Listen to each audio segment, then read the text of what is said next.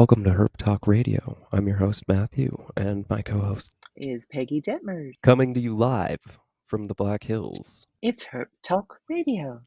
So, Peggy, how are the turtles? They're doing good, growing ever more. I talked a little earlier. Today I was going to refresh 3 tanks and couldn't do that because we lost well water and lost electricity because of our snowstorm. And it's still, about 10 below out there right now? Yeah, my computer says -10. Yep. Yep, -10, and that's not counting the wind chill. Our guest is laughing. Okay, Phil.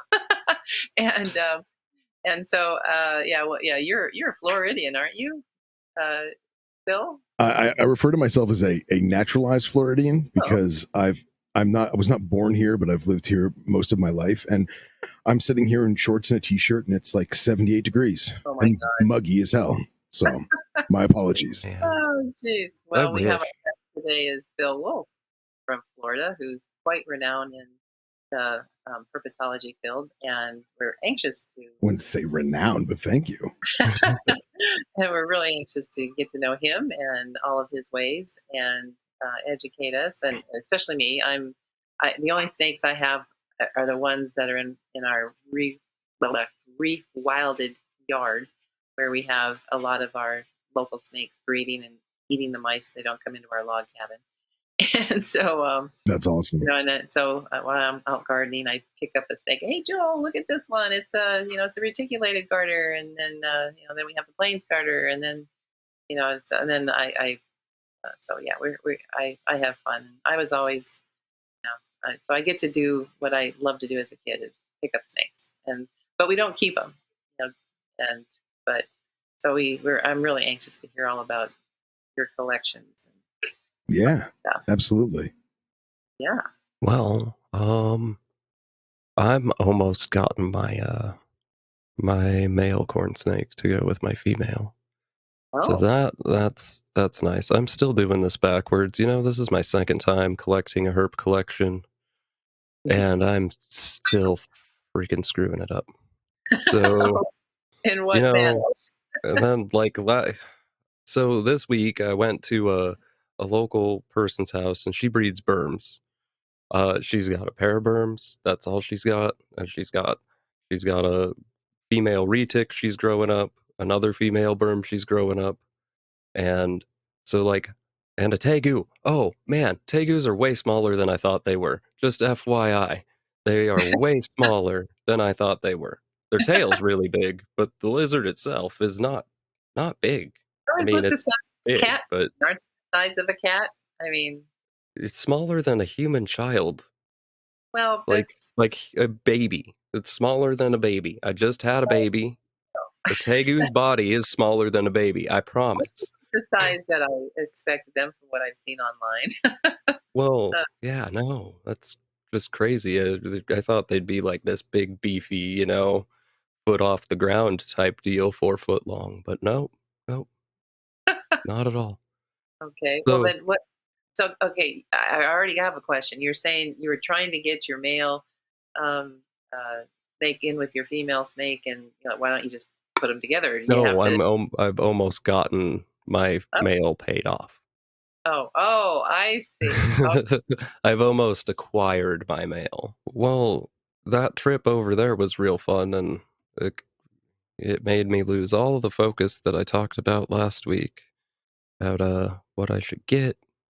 All the planning that we talked about last week. That's gone.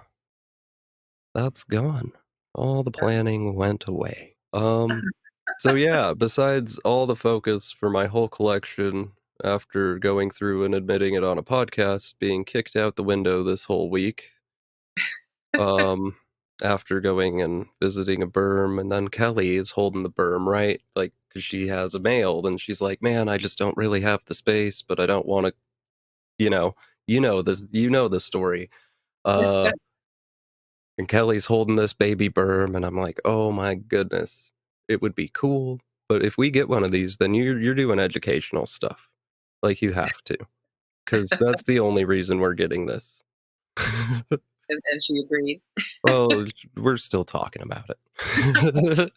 Okay. I don't know if I need to deal because it's not gonna be her dealing with the snake. I mean, she's gonna deal with it, yeah, take it out, play with it, take it to a show it off to kids, but she's not gonna scoop the poop.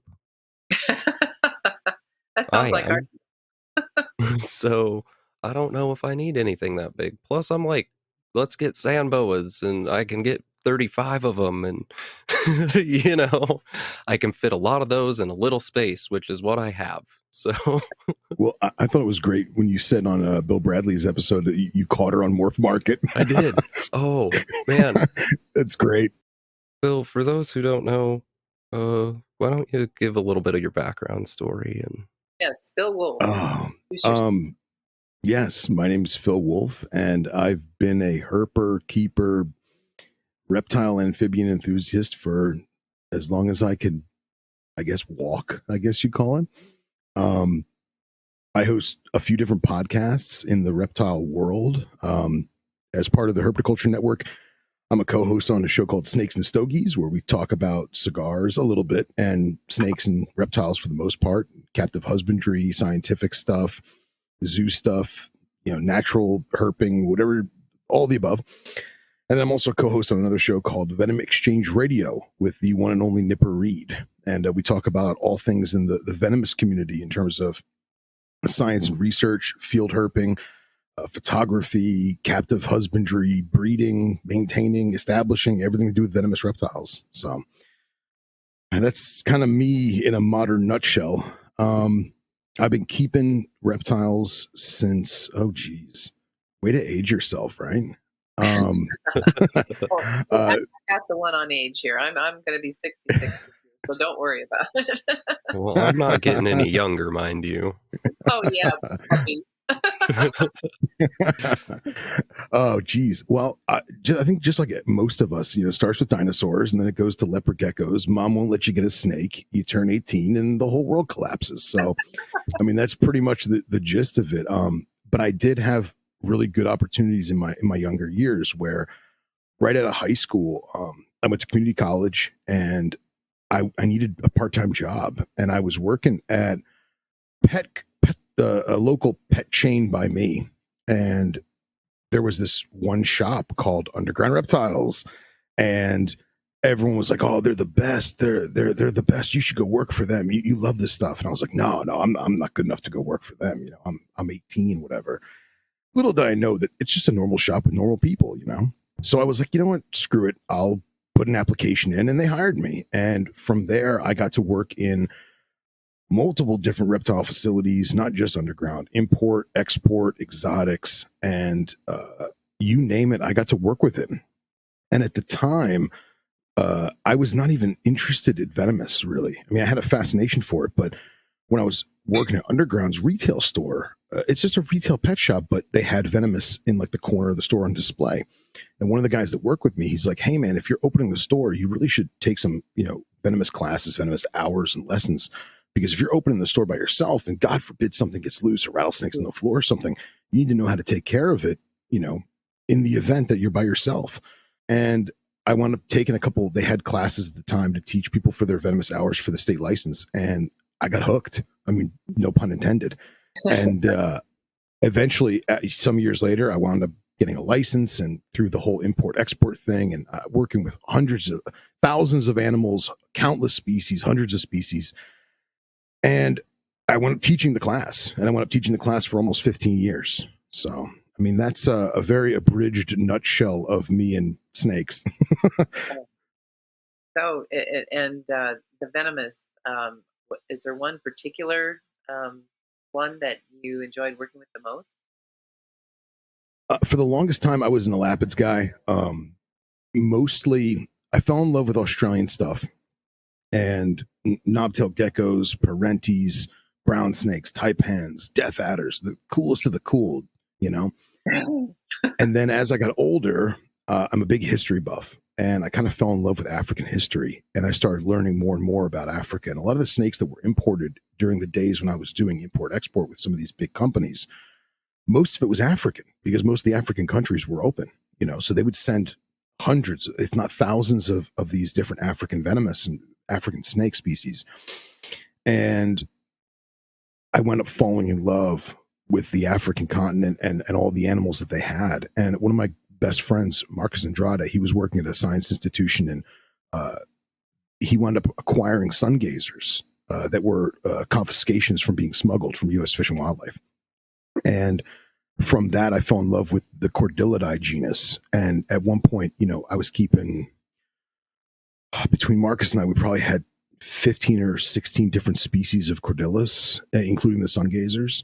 And that just snowballed more African stuff. And, my main focus now, I've done a lot of Southeast Asian snakes, some North American stuff, some South American stuff, of course, the Australian stuff that I could afford because a lot of it's really pricey. But my main focus now is sub-Saharan and MENA, or Middle Eastern North African species of venomous. That's like my thing right now.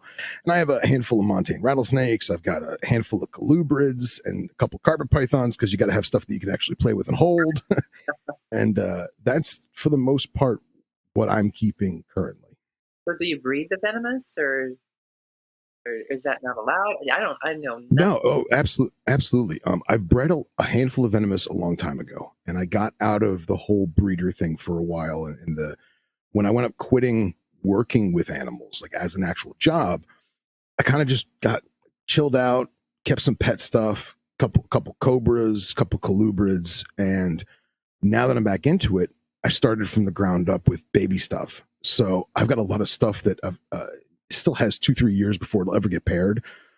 This year, I'll be pairing rincals. I'll be pairing cerastes, the desert horned viper. I'll be attempting to pair squamangera, the African bush vipers. They're a pain in my neck, and I probably have 2 girls, but I'm going to give it another shot. Everything else is babies. I got to raise stuff up. So that's going to be this season. I paired water pythons for the first time. Ooh, that's really cool. So it's actually my first time attempting to breed pythons on purpose. Oh, so I've gotten randomly lucky in the past. This time I'm like, no, I'm going to do this. And one of my best friends, Billy Hunt, he's been guiding me on my python breeding course. And he's like, dude, just put them together. It's the right time. Don't worry about it. Stop overthinking it. So I did, and we'll see if something stuck. I didn't see any locks, but fingers crossed on that one. So, but yeah, the goal is to eventually breed some stuff and have more fun and keep it going. Cool. Now living in Florida and with the released and now invasive large snakes there, do you participate in the harvesting or collecting of those invasives at all? Or just go out as herping fun? Well, I'm gonna piss off a lot of people and say that, first of all, no, I do not. I take pride in the fact that I've never seen a python in the wild, and I go herping at least once a week. That's kind of crazy. And there's a lot of hype, and I'm not denying that the snakes, aren't there. They're there, most definitely. But it is definitely blown out of proportion with the news and the media, and even with Fish and Wildlife. They do these mathematical equations, these algorithms. It says, well, we found 4 snakes on this 1 acre of land. So if we take that 4 and we times it by the 62 million acres of this property, well, that's how many snakes there must be there. And that's just not the case. And a lot of the a lot of the pythons that they're finding, they're in key spots that they know are high dense populations. And a lot of that is completely out of the naturalistic areas. It's all water management land or game hunting land, and it's still protected naturalistic environment, and they are a detriment to the ecosystem, but it's nowhere near as explosive as the media and Instagram has made it out to be. Okay. And I've got friends that, if I ask them, I say, hey man, take me out tonight, they'll be like, all right, let's go. Because they find 3 or 4 at night minimum. But to me, they're going to the exact spot where they know they're going to be. And it's a problem, but it's blown out of proportion because of a lot of fear and because of a lot of politics. Yeah. So people are going to get angry at that, whoever listens to this, and I'll deal with it.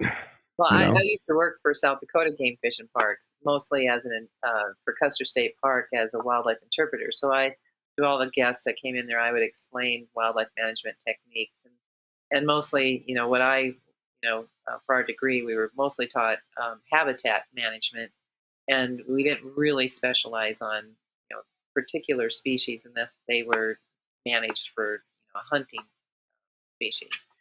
But so I was really wondering what is going on in Florida, because usually, if there's an invasive, or a predator thing, they offer bounties, and I just didn't know if Florida was offering bounties on those snakes.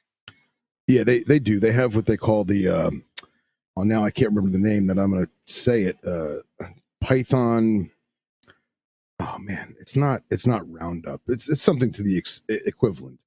And basically, you can get a state python hunting license, and then if you win some kind of lottery for like hunting lottery, you can get gate access to water management land, which I think is kind of, I don't know, it's very, very controversial, very, very taboo in that regard, but they'll pay you per snake.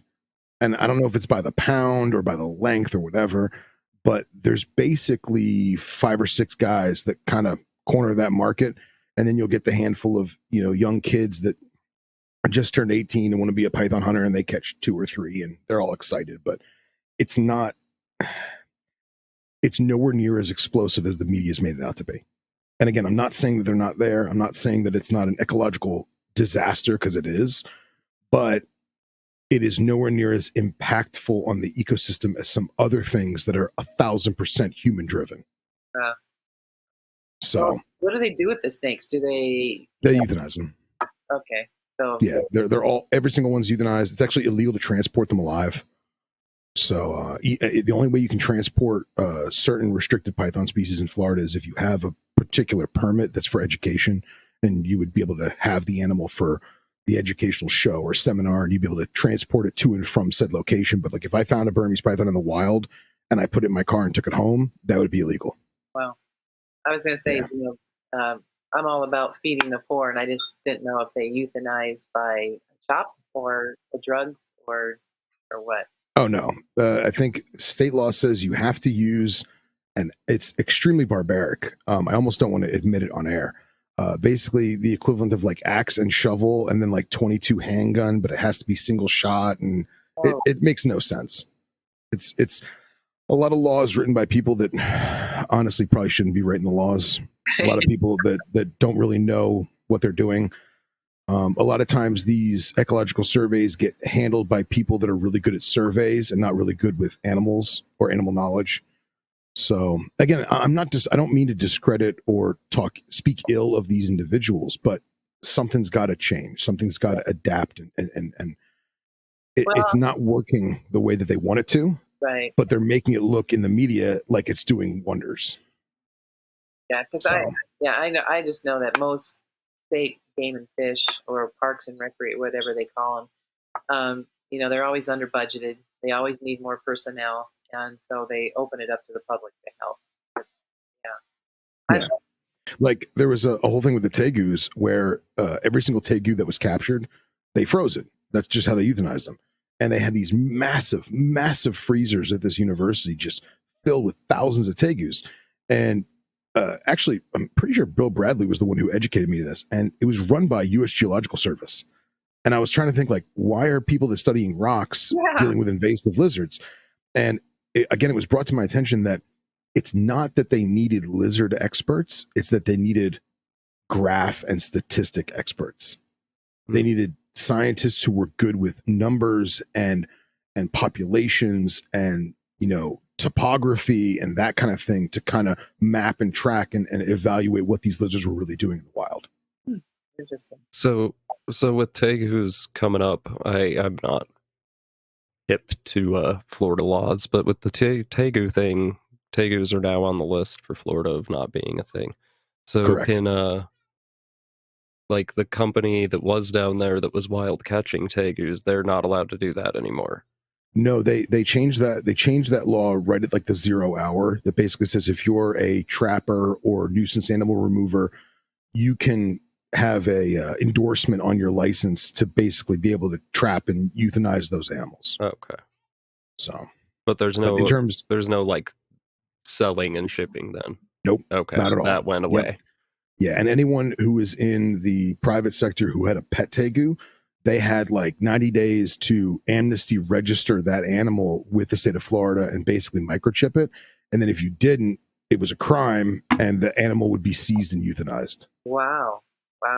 Yeah. So, I mean, don't get me wrong. There's probably thousands of people that have their pet tegu in their house and no one's the wiser.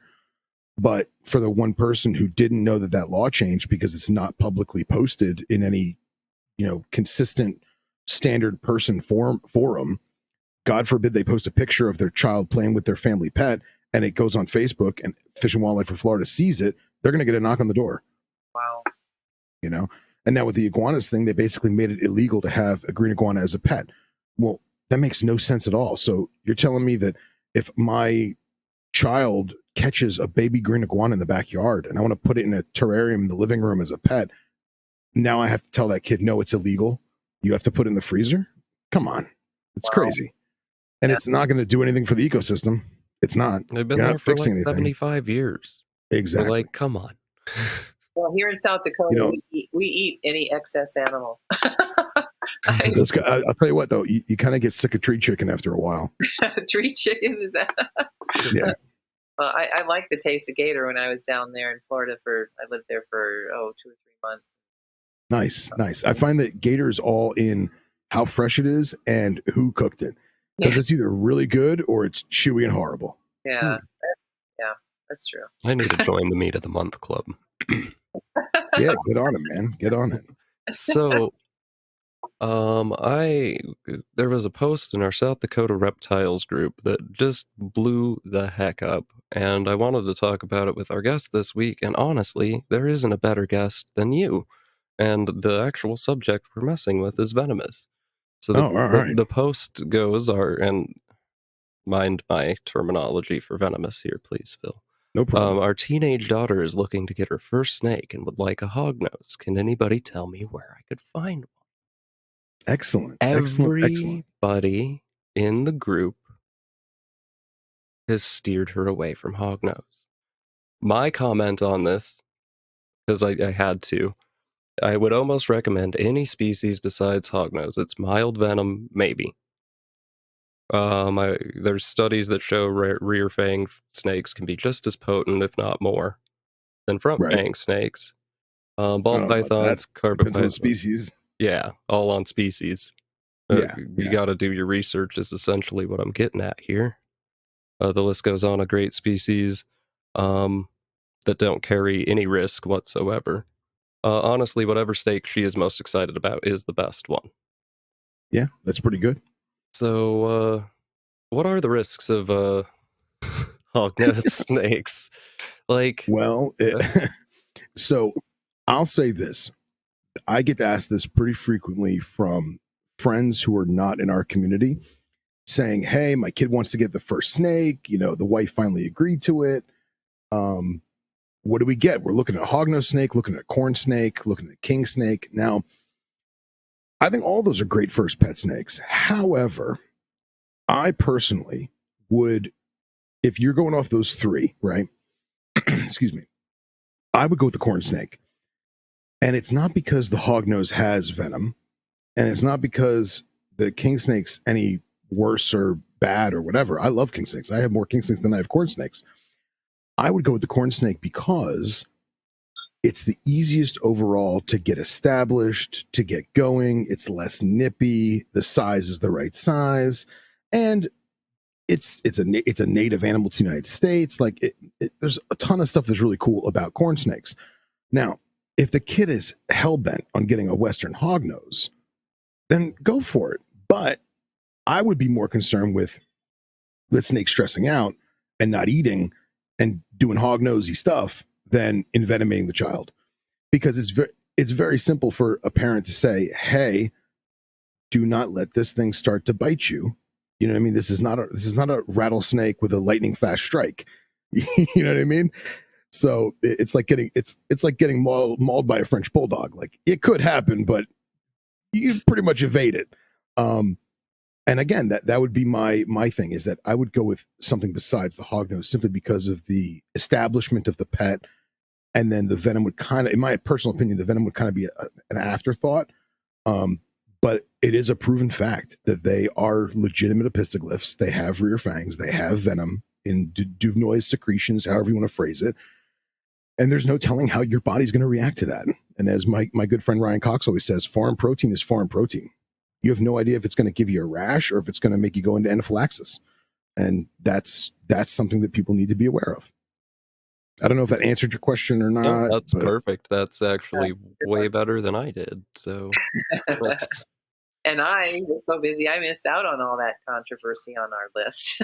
there's like 40 comments on that, and that's a lot for South Dakota reptile group. See, I feel bad for that person, because that person was just trying to do something nice, and the internet has become such a everyone was being nice and helpful. No one was being rude. They were just like, okay. let's, maybe you should get a corn snake or a ball python, or no one was like, are you stupid, or anything like that. We don't have that here in our little local that's very communities. Good. I wish I could say the same of Florida. You got way too many people down there. That's what you're telling me. I think somebody was joking around. I just checked. I think it's like 2.8 million people in just my county. Holy cow. Yeah, it's wild. Yeah. We don't have that here, and I think it's our 35 below wind chill factor that keeps a lot. That'll do it.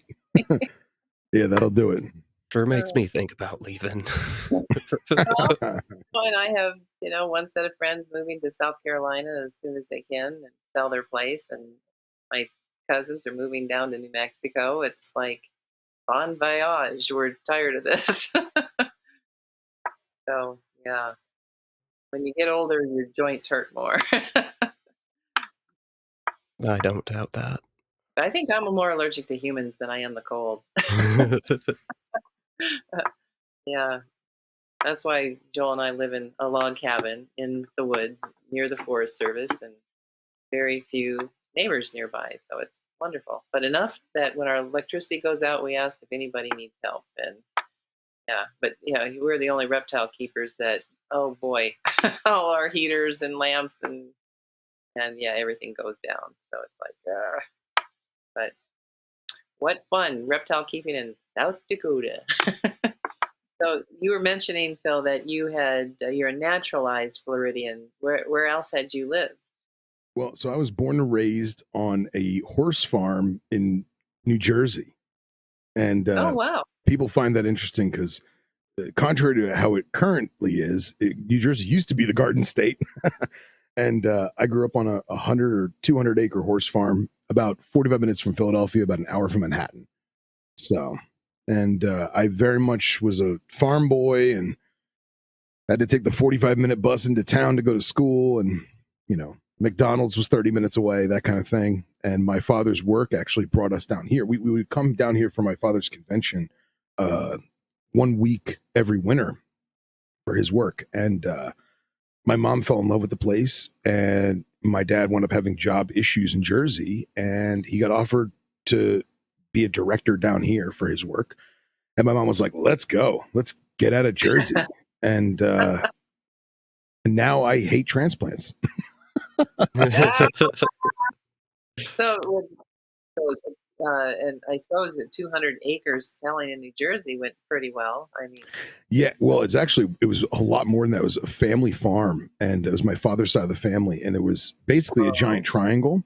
And my grandparents were at the top, and my family was on the left point, and my aunt and uncle were on the right point, and they all sold together. And so it was a shame though, because I feel like I would never change my childhood for anything, because I was wild and free. I had hundreds of acres to go exploring, and I was rarely inside. Me and the Labrador went everywhere together. And it would be so great to have that now. You know what I mean? And to think like I didn't even know what herping was back then, and like what I could have done now, it's crazy. So, but I've been down here since 2000. Okay. I think every South Dakotan grows up herping. You know, we either catch all the frogs and snakes and turtles that we come across, and you know, when I grew up in the '60s as in grade school, I mean, that's all my gal. I mean, it seems like all my gal friends were always tomboys, and we were always, you know, going out. And even as we got into you know, our seventh, eighth grade, when all the other girls started going to the mall, we were still out with our nets. Hey, that's the best kind of ladies. So yeah, so it's now I saw on one of your YouTubes, or no, it was Instagram, where you showed the ring that you're recently engaged or recently Yes. married. How far back did it go? Recently engaged. We got engaged in, oh crap, November. Wow. So yeah, and that was Yeah. actually it was interesting. We like to take a vacation that's kind of off the beaten path. And I told her, I was like, look, let's go somewhere where it's gonna be chilly so I won't be tempted to flip rocks, right? Little did she know that I was secretly bringing her to Salamander Mecca. So we Oh, went to Blue Ridge Mountains outside of Asheville in North Carolina, and we didn't find a single freaking salamander. It was horrible. So, but I gave her the ring. She said yes, and that's all that matters, right? Brad. So she's a salamander fiend, or No, I mean she's a herper at heart. She just never had like the venue or the friends or the camaraderie to do it. So I mean, oh, she's the one who says, "Hey, you got to work? Yeah, I'm out of work. All right, let's go road cruising. No problem." So go what cruising? road cruising, Road cruising. road Okay. cruising. Okay. Yeah, you And is guys that don't done road in cruise day? for snakes? No. Oh, I have. Well, but we end up we don't go out there to do it, but on our way home after, you know, we've taken all our sunset shots, we come home and we, oh, look at that really nice big bull snake across the road, and we stop to investigate it. So I guess we do, but it's just an afterthought after we've gotten our photography done for the day. That's even better. You killed two birds with one stone. I love it. That's good. Yeah. See, we go out looking for snakes, and then we're like, "Oh wow, look at that sunset! Let's stop and take pictures." So it's Yeah. the opposite. But she's cool. She got her first amphibian. I got her a dumpy tree frog, and Oh, then this past, actually 2 Daytonas ago, I we've been dating maybe 6 months or so, and I was like, "Look, there's this big reptile show convention, Daytona Beach. It's our annual pilgrimage. We go every year. You gotta come." And I was like, this is gonna be our first time going away together. I was like, baptism by fire. Let's just do it, you know? And she did. And she was a trooper, you know. She drank with the rest of us and held every snake that we put in her hand. And with the US Arc always has the silent auctions with the live auctions for their fundraisers. And she's walking around the table with me and all the Herper kids, and she sees a Florida king, and she's like, I want that snake. And I was like, put your name on the list. It's a silent auction, you know, bid it up, girl. And there was another couple who was like tailing us, and they would bid on the snake. And she'd be like, man, they just outbid me. I said, go bid again, you know? So she writes her name again. And then Billy Hunt sees what's going on. And Billy has like, watch this. Billy Hunt goes over to the little clipboard, and he writes her name. So then that couple comes over and they go, how did she write that down? And then my friend Sean, he sees it too, and he goes over and he puts her name. So all these different people keep walking over to the clipboard, but they all put my fiance's name, which was that was the best part. She wound up winning the snake. And yeah, actually Billy won it for her at the very last minute. He put his own name and he bought it for her, and I thought that was great of him. oh wow. So yeah, so she's a colubrid girl now. Got her hooked. Oh, cool. Cool. Yeah, yeah. Joel and I are both, you know, scientists and artists and reptile appreciators. It's the best way to do it. It's the best way to do it. Yeah. Your partner has to be supportive in so many facets, but when you're a herper, it's great when they're a herper too. Yeah. Yeah. Well, So, I even convinced him to help me clean out slag ponds as they were drying up in our South Dakota drought, and he's out there being a trooper. And this one pond we called it La Brea mud pits. I mean, Oh, if I, geez. it's too dangerous for one person to be out there and then get stuck in a foot of mud, and then a buffalo comes along. Oh, So geez. it's like, yeah, not a good thing. And so we made sure there weren't. Well, we found out that the buffalo weren't in that area of the park, in that pasture they were cut off from. So we were like, oh, good, we can. If we get stuck in the mud, that's the only thing we have to deal with.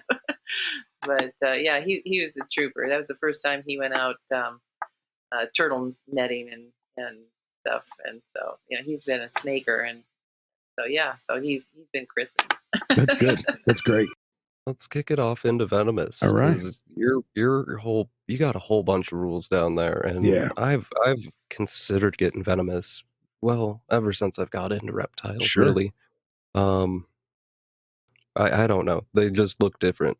Nothing quite has the look of a viper or even a cobra's. Like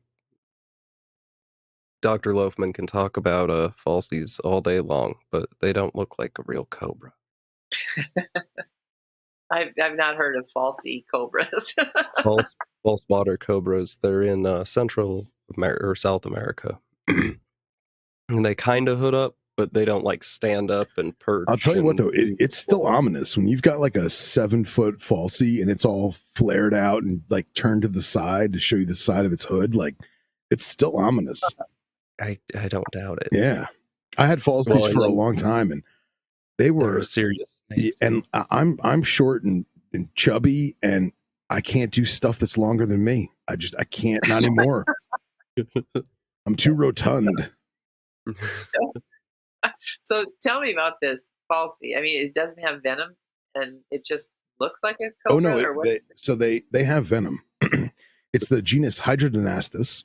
The main one that we have in the pet trade is Hydrodynastus gigas, and it's basically it's a rear fang venomous colubrid from Amazon, South America areas, and the venom is very cytotoxic because it's meant for predominantly amphibians.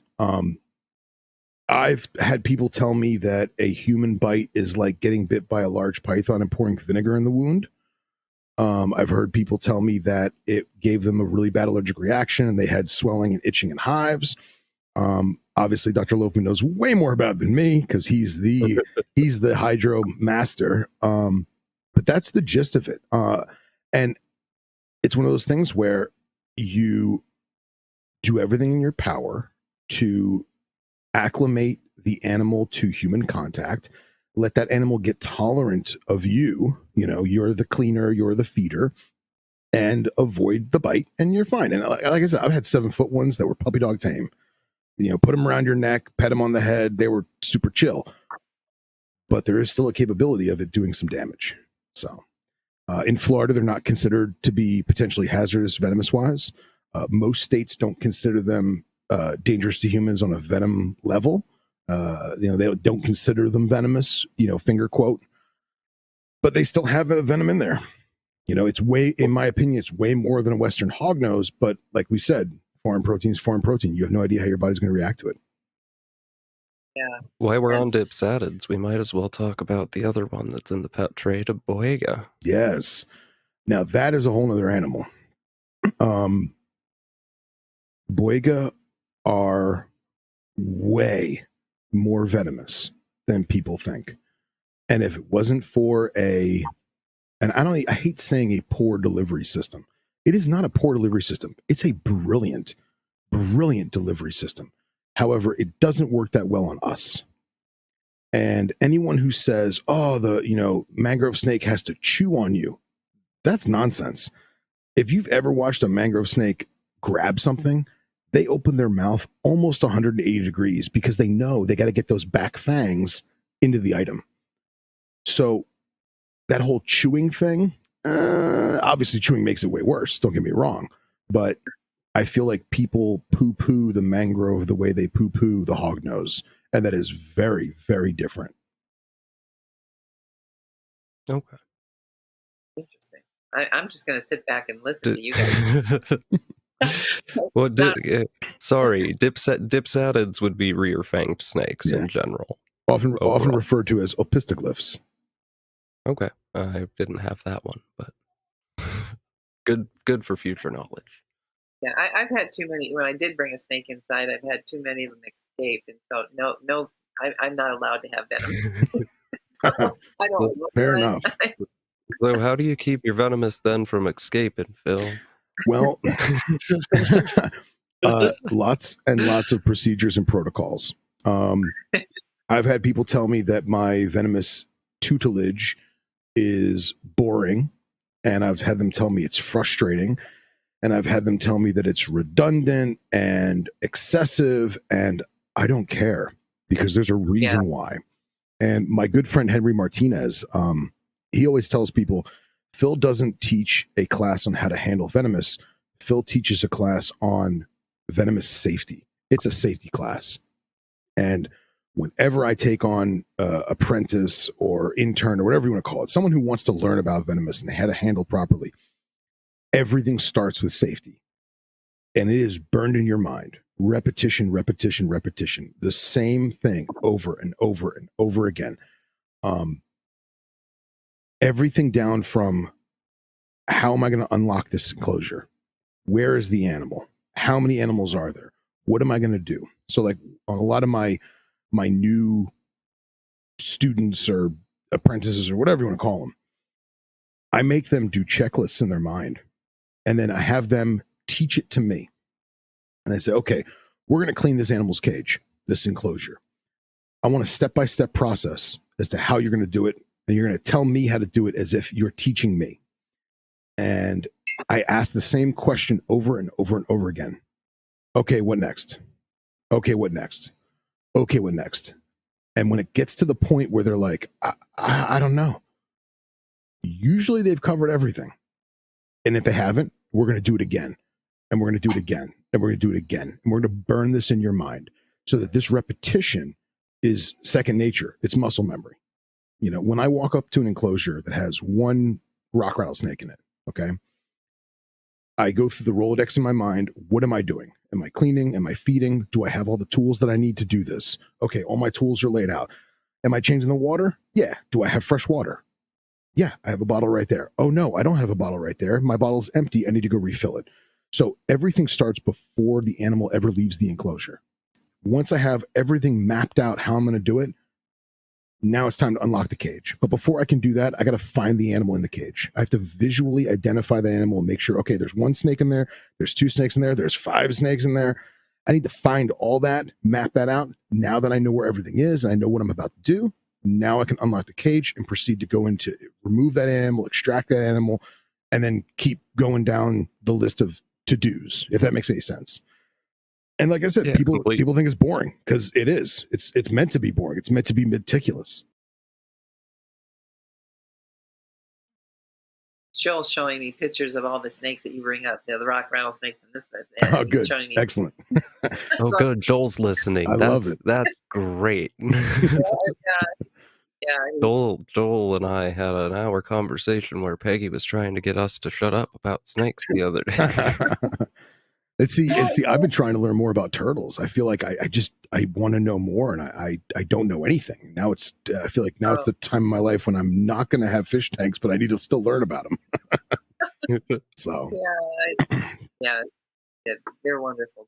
I love like what you had mentioned in a podcast, Phil, that I was watching, that it's the times have changed where more people are really concerned about the habitat and what they're providing for the animal. And I guess that's the way it's always been for me. I want the aquarium, but I don't want a fish. I'd rather watch a turtle. I mean, that's how, it is for me, and then once you have the turtle, well, now I want to see them lay eggs and see the babies. Oh yeah. Well, it's crazy. I was at Underground's retail store yesterday getting feeders, and they had captive bred baby black wood turtles. And I was like, those are so freaking cute. That's a turtle I could totally have. And I go on my phone and I start Googling and I see like the adult. And then I see the size of the enclosures. And I'm like, nah, Peggy wouldn't approve. No, not for me. I don't want to get yelled at. They are and I learned through Garden State Tortoise, that, they've got the wood turtles and they've got Oh a, yeah. a hybrid of a wood turtle. And I'm trying to remember what it was crossed with, but they're so smart that they'll take their feet and they'll pound the dirt, and then it'll bring the worms up, Oh and then they'll wow. yeah, that was a new one for me. And so, I mean, I'm not a no knows all sees all about turtles. I'm learning. I mean, I've just enjoyed keeping painted turtles for a while there. When I lived in Tucson, um, met a guy that was breeding about every kind of turtle and had all these different ponds he created. He also was a commercial cactus breeder, Oh, and that's cool. yeah, and so he had found greenhouses, all these exotic cacti, and it's weird that most people who like turtles also love cactus. It's something about that globular life form Oh or sure. something. Add little spikes on it, you know. Oh yes, I mean, I just love visiting Bob, and so I mean, just the first time I saw the black knob map turtle, Oh, it's just like awesome. that's a Stegosaurus, man. Yeah, for sure. For That's sure. the kind that you should. That's the kind you should get because the males stay small, usually about 3 to 4 inches, Oh, and there we go. There we go. and That stays in yep, my small requirement. Yeah. Well, and they and yeah. Says the guy who's gonna get a berm. that's good. That's good. Oh, oh. Yeah, he also wanted a sulcata tortoise, and I'm trying to talk him out I of did not that. want. I mentioned it, and if you're gonna get like a tortoise, like why not get a big tortoise? Well, because it'll just go right through your wall. Yeah. That's why. I was working at a pet shop, and this elderly woman called the shop, and she said, my tortoise is under my patio, and he's too big, and I need you to take him. And so, like, all right, what's your address? We'll come take a look. And went over there on my way home, and this was a 200-pound spur thigh that had bored Yeah. its way under the foundation of her house. Oh And I my. wound up calling some other friends that have like Aldabras and Galapagos and stuff like that. And I'm like, look, I can't, like, I'm not going to take this thing. And they wound up, this is kind of, it was done very humanely. It was done professionally. These are animal lovers, but they wound up using toe straps, and they put toe Yeah. straps around its shell and ratcheted it out of this burrow. And then the woman had to have, like, I don't even know how many tens of thousands of dollars to have the foundation filled back in. Otherwise, the house was going to collapse. Yeah. So Yeah. crazy. That is crazy. Yeah. So I like going small. Yeah, yeah. Well, that's like I'm so my mom. Excuse me. My mom loves turtles, and she was always an aquatic turtle keeper. And she had some sliders, and she had some chicken turtles. And she's like, you know what? I'm older. I'm done with the water thing. I think I want to get a tortoise.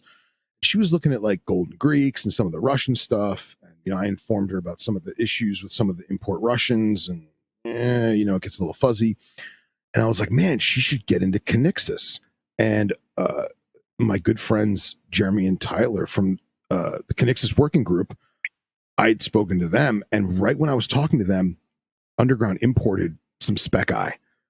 And so I bought her 2 spec eye, and she is absolutely in love with them. And I'm convinced that if I'm ever going to get an actual tortoise, it has to be a hingeback.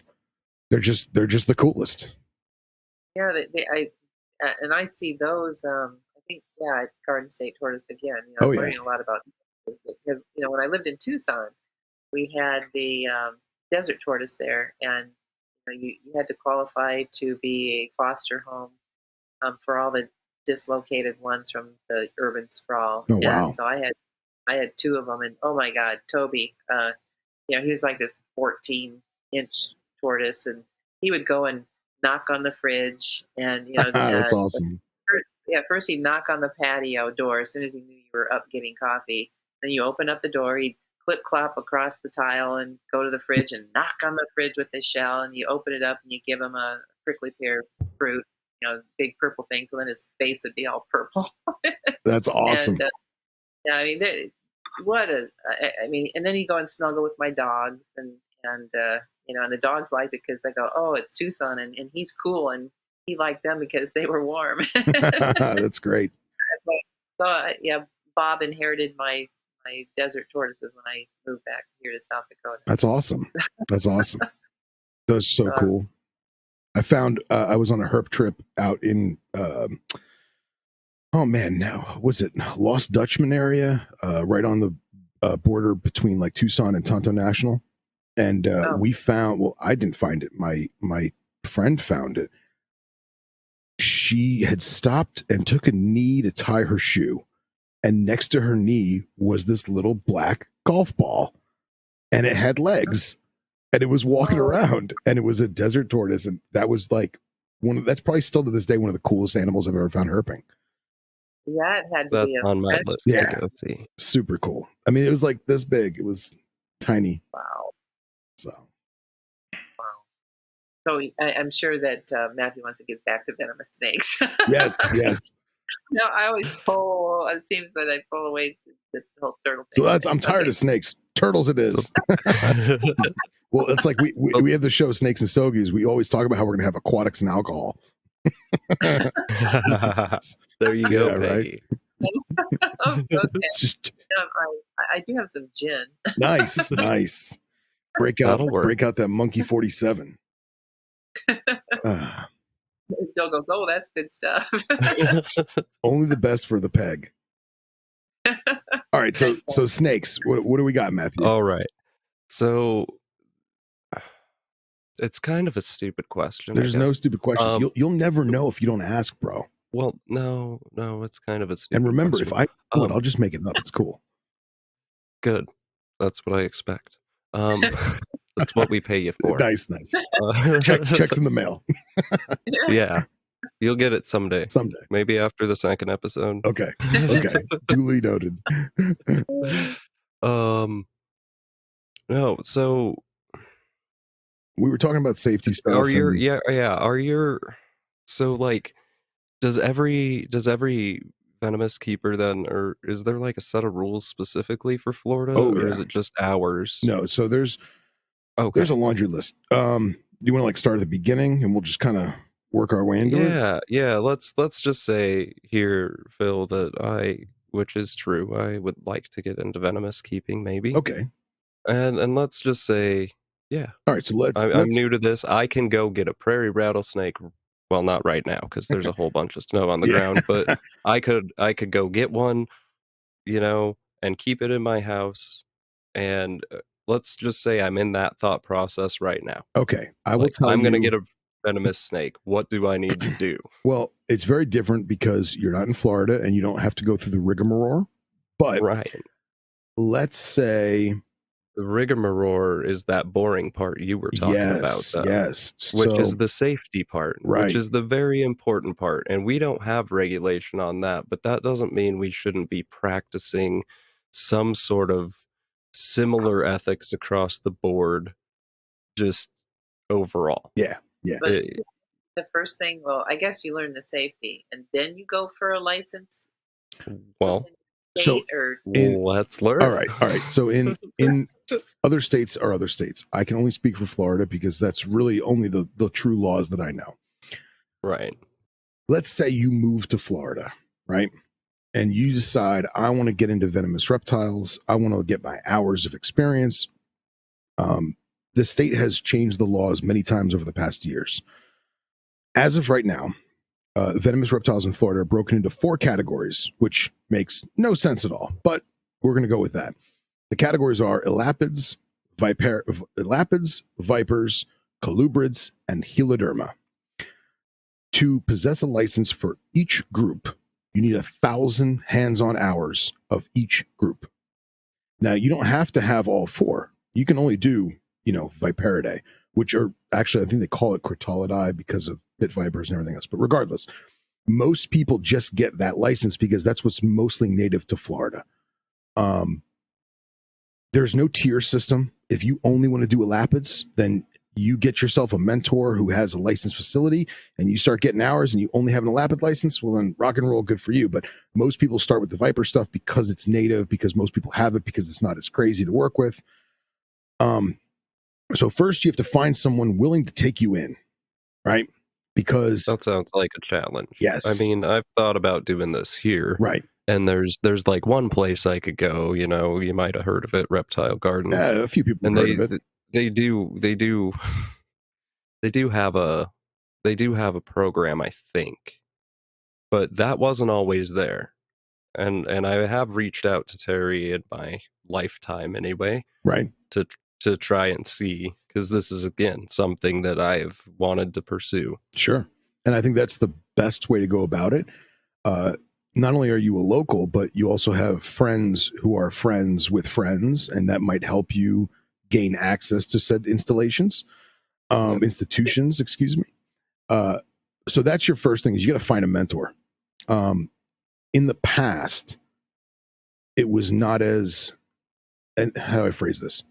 In the past, active license holders were less apprehensive because the risks weren't as high. And by risks, I mean criminal fines and lawsuits. You know what I'm saying? Okay. It is a massive liability to bring a stranger into your home and let them handle venomous reptiles. Right. Now, I was lucky because I had a retail establishment that was licensed and bonded and insured, excuse me, to have this. So I taught out of that facility. I didn't have to bring these people to my house. And some of them I did. You know, I got to know them. I got to trust them. They became friends. Hell, they became family. And that's a whole nother story for a whole nother time. But the first thing you got to do is find a mentor who is not a lunatic.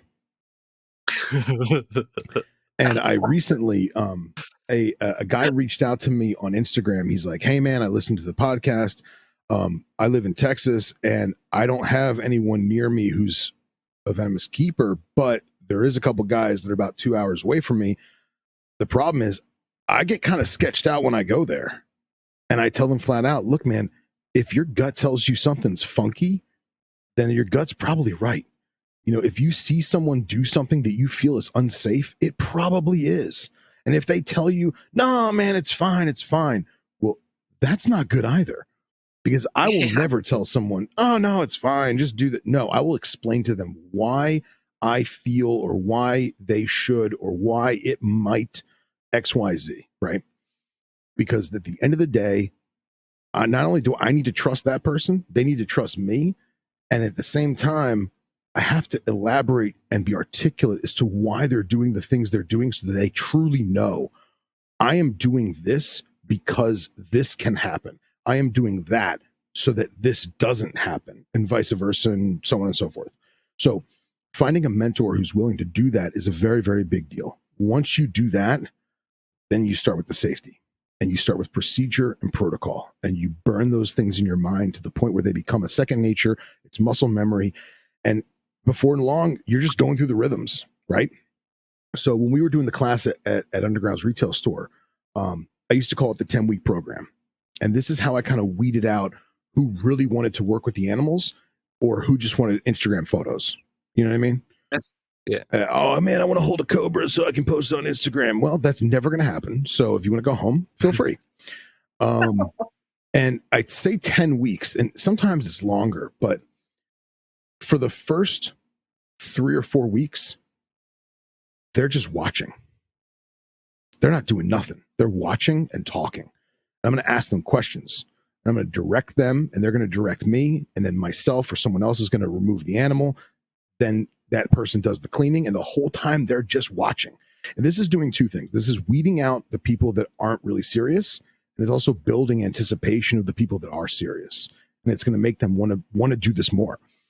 And then after about 3 or 4 weeks, then you've got about 5 or 6 weeks where the same thing happens, but now they're cleaning the cage. And while they're cleaning the cage, you're teaching them more stuff about layout of enclosures, how to remove animals from enclosure, how to put animals back, containment, medical stuff, sanitation and hygiene, all that jazz. Everything that you can cram in 5, 6 weeks, because you're never going to retain it all. But if you gather most of it, you can still retain more and retain more and retain more as time goes on. And then by the 10th or 11th week, now we're going to start actually learning on hook manipulation and snake manipulation in terms of removing the animal and working with the actual animals. And it is helpful to learn on harmless stuff, on how to use a hook, but it is not the same, and it will never be the same as actually doing it with a venomous animal. Because in the back of your mind, you know it's harmless. You know nothing bad can happen. And I know it sounds kind of messed up, but it is a very definitive mindset that you need to be in, because now the game is on, if that makes any sense. Yeah. Oh, And at the same time, I also look for people's tells to see if they're doing this for the right reasons. Because I've had people that wanted to do it because of the thrill. They wanted the adrenaline. They wanted the excitement. And that is not why you do venomous. You do venomous because you love animals. You do venomous because you love reptiles, because you're fascinated with animals and the natural world. You don't do it for a rush. If you want to rush, go buy a dirt bike. If you want to rush, go ride a roller coaster. Go skydiving. You know, get a crotch rocket, whatever. You don't do that with a living creature that doesn't know that that's what you're doing. You know what I mean? Does that make sense? I haven't talked about this stuff in a really long time, so forgive me if I'm, pulling at different pieces tonight. well, No, I have no. a question. Yeah, This was something good. that was forced on me one day working with the Forest Service. Right. We were out doing some tree marking transits, and one of my marking partners was extremely scared of any snake at all. Okay. And we were up in a higher elevation, didn't expect to encounter any rattlesnake up there. But lo and behold, and we're all stepping on sticks, and those sticks can, jump up and, and hit your leg as you snap them. Oh, yeah. You just keep on. Well, all of a sudden, a timber rattler, comes up, strikes Carrie. Well, not.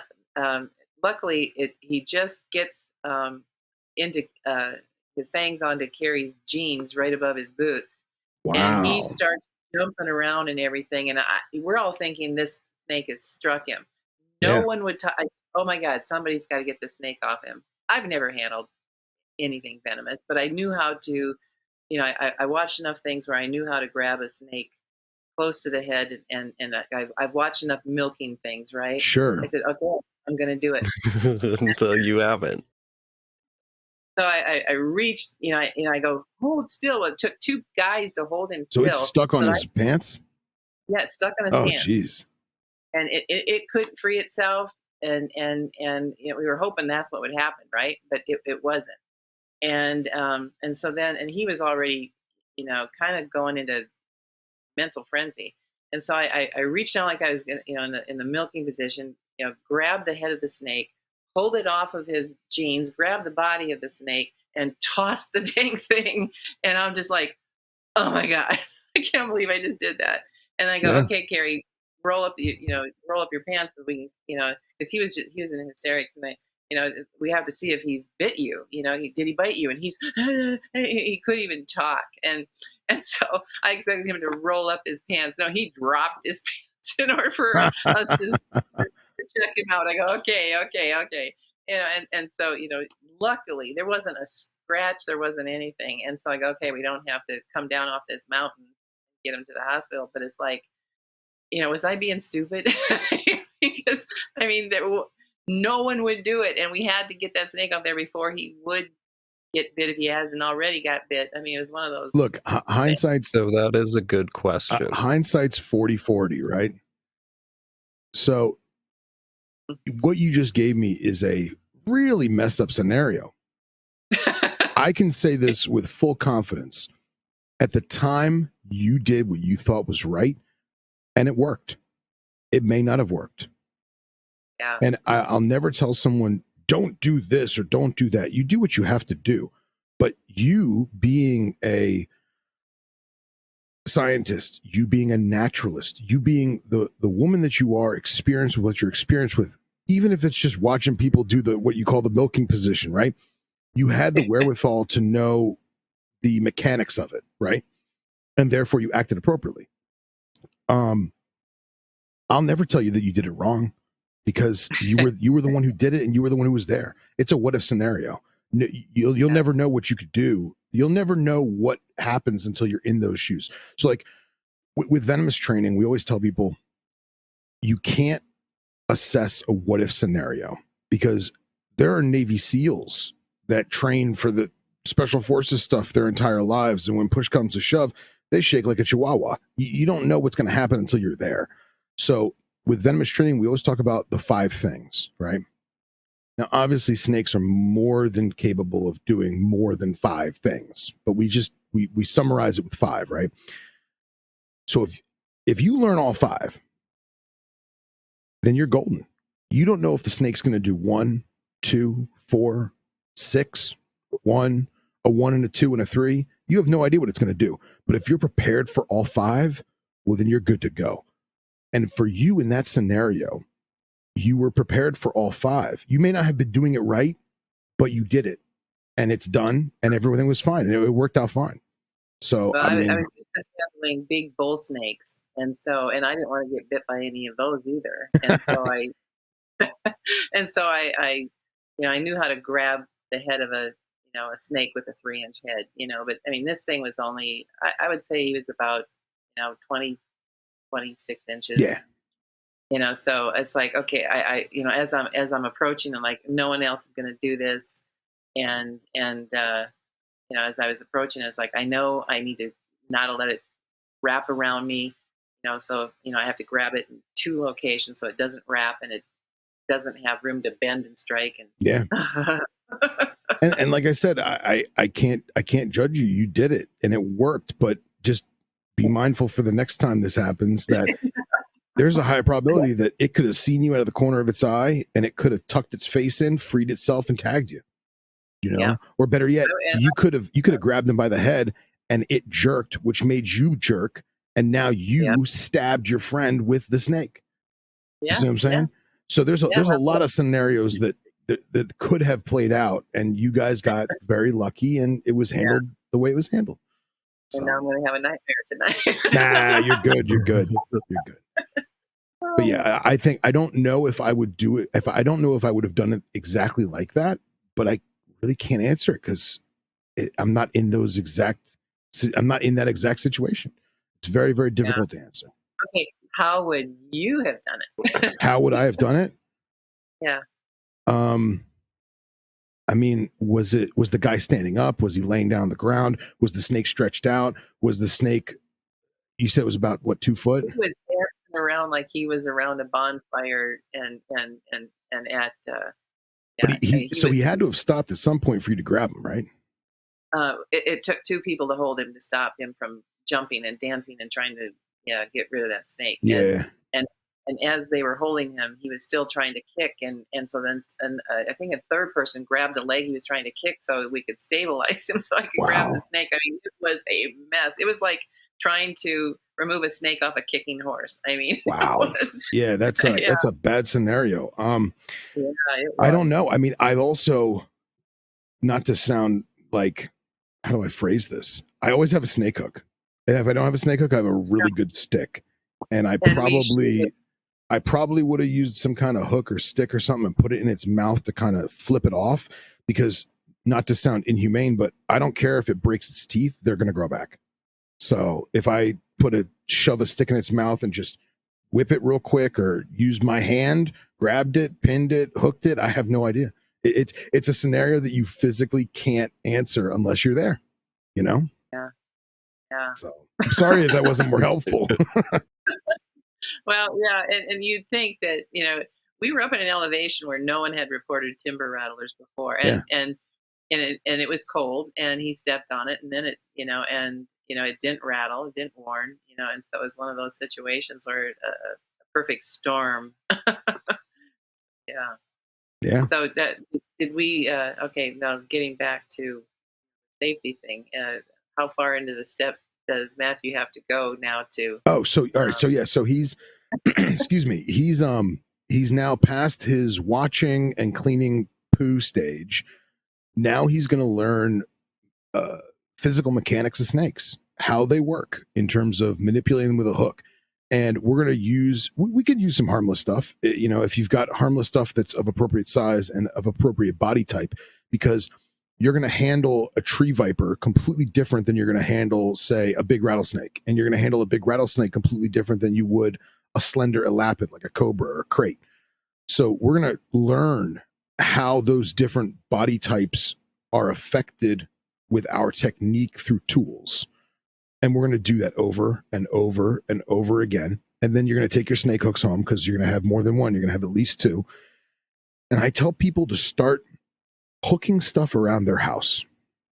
And everyone starts with a cell phone cord, and they start with, their knee. What's that bottle? The reusable bottle that all the people bring to the gym. Nylon, not nylon. You know what I'm talking about, like the 2 liter, 1 liter bottle that's reusable that they fill their water with. You use your hooks to pick up the bottle. And then I tell people to pick up couch pillows. See if you can pick up a couch pillow with snake hooks. And then, you can do the couch pillow. Now do a bed pillow because it's floppy. Okay, you get the bed pillow. Now you're going to try and do your TV remote control. Can you pick up your TV remote control with 2 snake hooks? And they're going to keep doing this and keep doing this and keep doing this. And that's your homework, is you're building the technique and the muscle memory on how to use these 2 snake hooks as extensions of yourself. And there is a right and wrong way to do it. There's a right and wrong way to hold it. There's particular fulcrums in your hand and muscle placements of your fingers that you're going to use to manipulate these hooks and make them extensions of you. And once you start to get the hang of that, then we're going to put something like a pygmy rattlesnake on the end, or a cottonmouth on the end, or a copperhead on the end, something that is a little less toxic, but still an actual venomous snake that is potentially dangerous and or lethal, because the mindset has to be there. You can do it with a corn snake till the cows come home. There is no venomous snake on the planet that acts like a corn snake, nor will you have the thought in your mind like, oh, it's just a corn snake. If it goes up the hook, if it slithers up the snake hook, who cares? It's a corn snake. So all that goes out the window. And now that you've done that, we're going to keep the cleaning. We're going to keep the repetition. We're going to keep the safety protocol. We're going to keep burning into your mind and burning those muscle memories as well, so that it becomes second nature. We talk about gross motor skills and fine motor skills. I say, if I ask you to look at me, but point at the lamp in the corner, you can do that, right? And I say, all right, now look at your finger. Where was your finger? Was it on the lamp? It was close, right? Well, that's your gross motor skill. You were born with that. You've adapted to that. You've learned to do it your entire life, and it's second nature. You don't even have to think about it. Now, if I tell you to look at me, point at the lamp, now rotate your wrist 92 degrees counterclockwise. Well, now you have to think about that. You have to think, okay, I'm turning it to the left, and how far does my wrist have to bend, and what muscles am I using to bend my wrist, and so on and so forth. That's your fine motor skills. So we're going to use your gross motor skills to basically make those snake hooks extensions of you. Then we'll use the fine motor skills to actually manipulate those snake hooks and position them on the body of the snake, so that everything is balanced, everything is calm, everything is liquid, right? And we talk about how venomous snake handling is not breakdancing. It's a waltz. It's a ballet. Everything is smooth. Everything is elegant. We make the Bruce Lee joke, like, be the water, It's very much an elegance, right? And you may have to go fast, but the goal is to not have to. The goal is to be smooth and seductive and relaxed, because if you're relaxed, then the snake's relaxed. Now, there is times when you may have to throw down the cardboard and start breakdancing, right? But the goal is to not have to do that. The goal is to keep everything relaxed and calm. And then you just keep on going through the motions, and you train and you train and you do that repetition and the repetition and the repetition. And again, I'm giving you guys a very summarized, abridged version of this, right? Yep. But prior to them changing the laws, it took the average venomous apprentice about 2 years to get a license. Now, with the hours restrictions and all the regulations, it's taken them close to 4. Oh, yeah. Wow. Yeah. Oh. Now, there is certain tests that you can take that knock off some of the hours, but it's still going to take you at least 2 to 3 years to get to that point. So, I mean, and we're talking about the average person. No one's doing this for 10 hours a day, 6 days a week. You know what I mean? You're doing it for 5 hours here, maybe 6 hours there, maybe 2 hours on this day, and you do it when you can. It depends on your schedule and your mentor schedule. 1,000 hours is a lot of time. Right. Especially with heloderma. You'd have to do that like eight hours a day for like 4 months. Right. And the law says you're only allowed to log up to 10 hours in a 24-hour period. Okay. So you can't work more than 10 hours a day. And here's the thing. You may have 100 snakes in that room. You may be done by the end of the day. Depends on what you're doing. because you're not changing the water bowl necessarily every time. You're not feeding every time. You may be spot cleaning every time. So those things take time, right? And now the way that they want you to log the hours is we use a key system, right? So it says, okay, from on January 1st, from 10 a.m. to 10:30, I did A, B, C, F, Q, Z, which was remove the animal from its enclosure, cleaned its poo, changed its water bowl, drop fed a prey item, replace the animal, lock the enclosure, and there's my key, right? Well, it's going to take you a very long time to do that. And the time has to be stretched. So it's physically impossible to do it rapidly, which I think is a great thing because, again, it weeds out the people that aren't really serious. But at the same time, the state is doing a lot of things to weed us out. It's doing a lot of things to make people say, it's not worth it. Or, I don't want to do this anymore. Or, nah, I don't want to go through all that. And it's working, sadly. Yeah, I have no idea. I mean, we talked on a previous show about the turtle laws, and even I kept being referred from one person to the next who couldn't answer the question according to what I was reading. I go, oh, well, we don't know. That's a different interpretation. I go, but I said, but it does follow the wording, and so it's just, I never looked into what our state is on the possession of venomous and things. So it sounds to me that a person would have to go work at Reptile Gardens for a while. Well, there really should be something, but it shouldn't be so bad that the people who are doing it already, who like doing it and enjoy doing it and are here for it, want to leave it. Right. And that's the issue, is that when you get too political, and I don't want to get political. I hate getting political on podcasts, but it comes to a point where you're okay giving them the inch, but then they take the mile. Yeah. And like the running joke with Florida is that it was supposed to be 100 hours per group, and somebody fat fingered an extra zero on the keyboard and made it 1,000. And the commissioners were like, keep it. So, and honestly, it would not shock me if that was true. It wouldn't. Well, so you said that everyone should have 2 snake hooks. Why? No, I said everyone should have that? a minimum of 2 snake hooks. Of 2 snake hooks. Yeah. Yes. Mm-hmm. Sorry for. I may have said everyone should have 2. I'm just jerking your chain. At least 2. At least 2. At least 2. A minimum of 2, in my personal opinion. And they should be a foot longer than the snake is. Well, see, and that's the thing too, is that I think that if you're going to start out, if you're going to get a Midwest hook, or you're going to get a Get Hooked Venom Life Gear hook, which are the 2 brands that I fully endorse, get a 30-inch and a 40-inch, because although a 30-inch may be easier for most people to manipulate, it puts you that much closer to the snake. So when we talk about double hooking snakes and positioning of the snake in relationship to the hooks, the snake is going to be perpendicular to the hooks, but the hooks are perpendicular to you. So therefore the snake is parallel to you, right?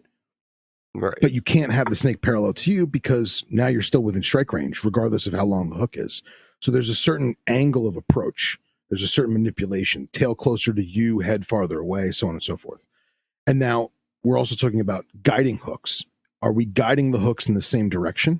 Are we following a hook path, right, in relation to the snake's body? And is the snake staying still, or is it moving? Are we treadmilling the snake? Is the snake riding the hook? Is the snake just falling over? Better yet, is the snake turning around and going up the hook, right? So when we talk about snake mechanics and like body mechanics of serpents, right, certain body types have traits that do X, Y, and Z. For example, most long, skinny stuff, we have what's referred to as the rudder technique. So the rudder technique is like the rudder of a boat. If I turn the rudder to the left, the boat goes right. If I turn it to the right, the boat goes left. Well, the snake's the same way, but instead of it being left and right, it's up and down. So if I have 2 snake hooks, right, and I break the snake into thirds, we talk about rule of thirds, right? Between the first third and the second third is 1 snake hook point. Between the second third and the third third is the second snake hook point. So now I have a seesaw effect, right? The head's on the left, the tail's on the right, vice versa, however you want to imagine in your mind. Well, if that snake's tail goes down, it's naturally going to want to go up or forward. If the snake's head goes down, it's going to feel off keel and it's going to back up. So it may back up and fall off the snake hook, or it may go up and climb itself.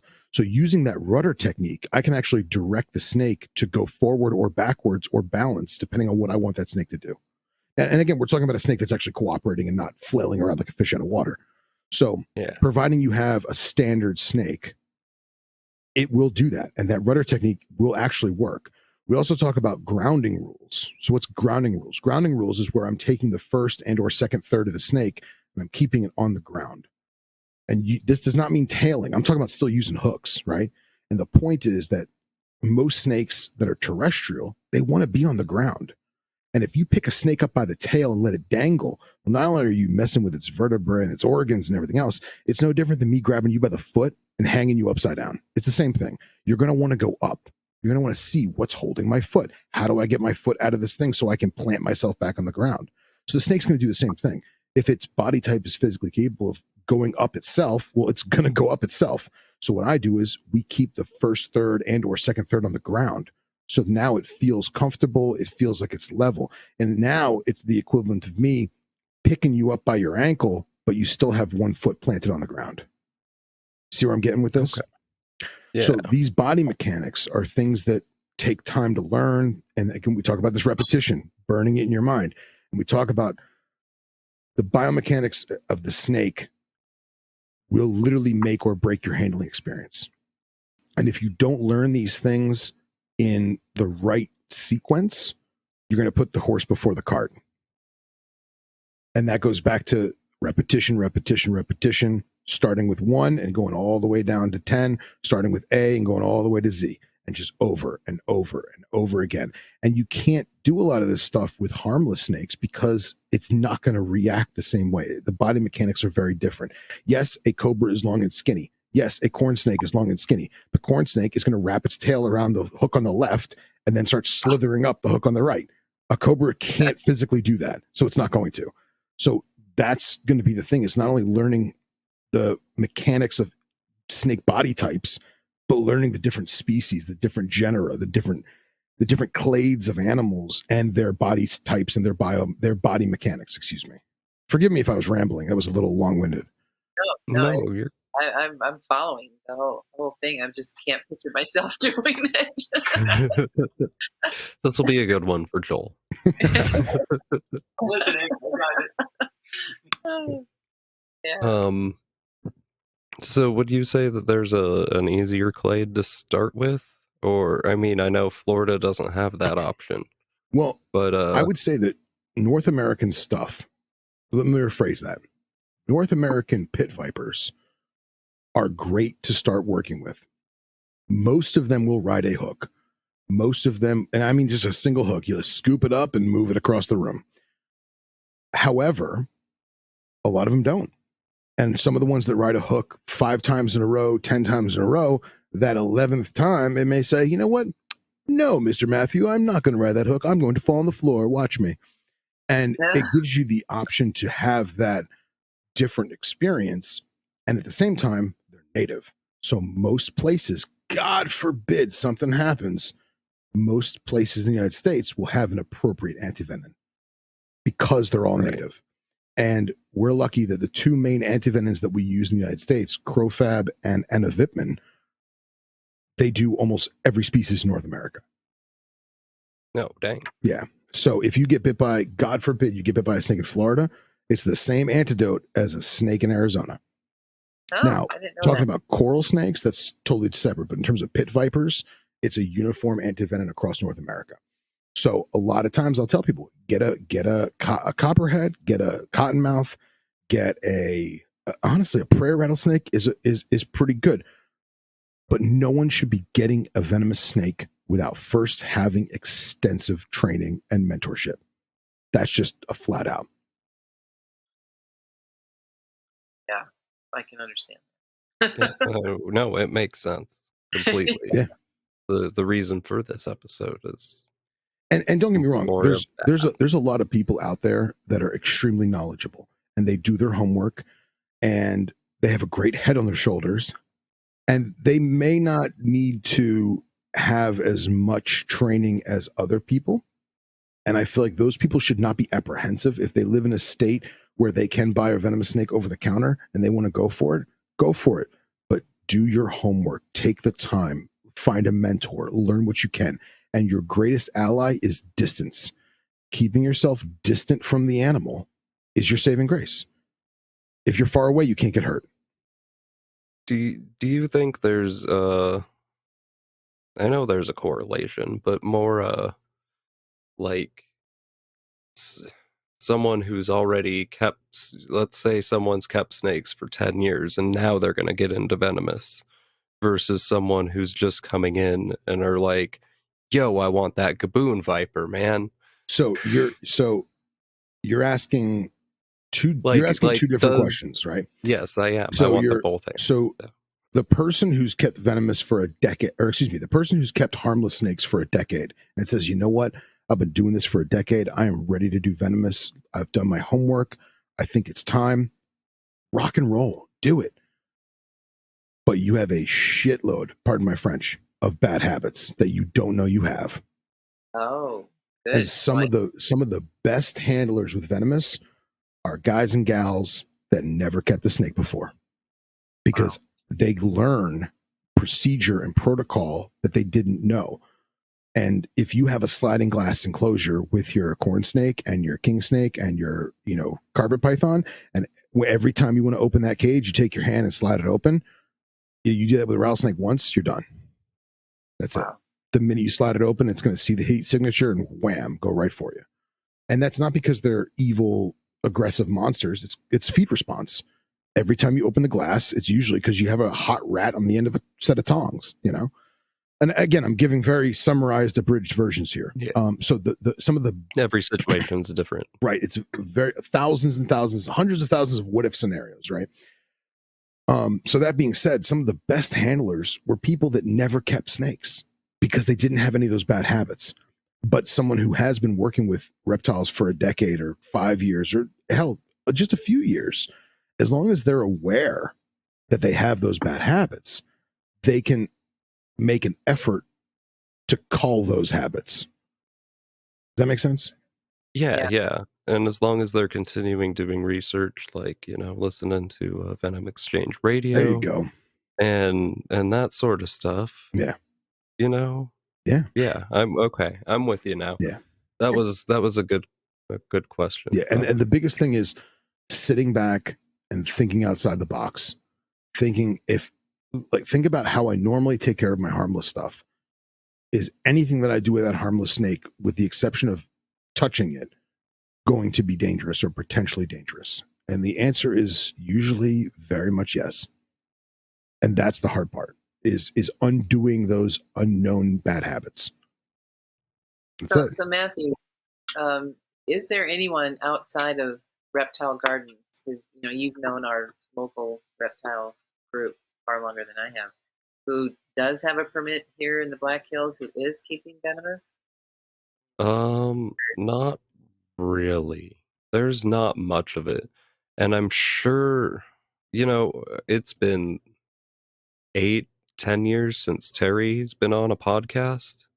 Longer, I think. Something like that. But when Terry was on the podcast, he said, if I'm remembering correctly, he said something along the lines of, yeah, no, we have people locally who keep stuff, and we stock extra anti-venom just for them. That's cool.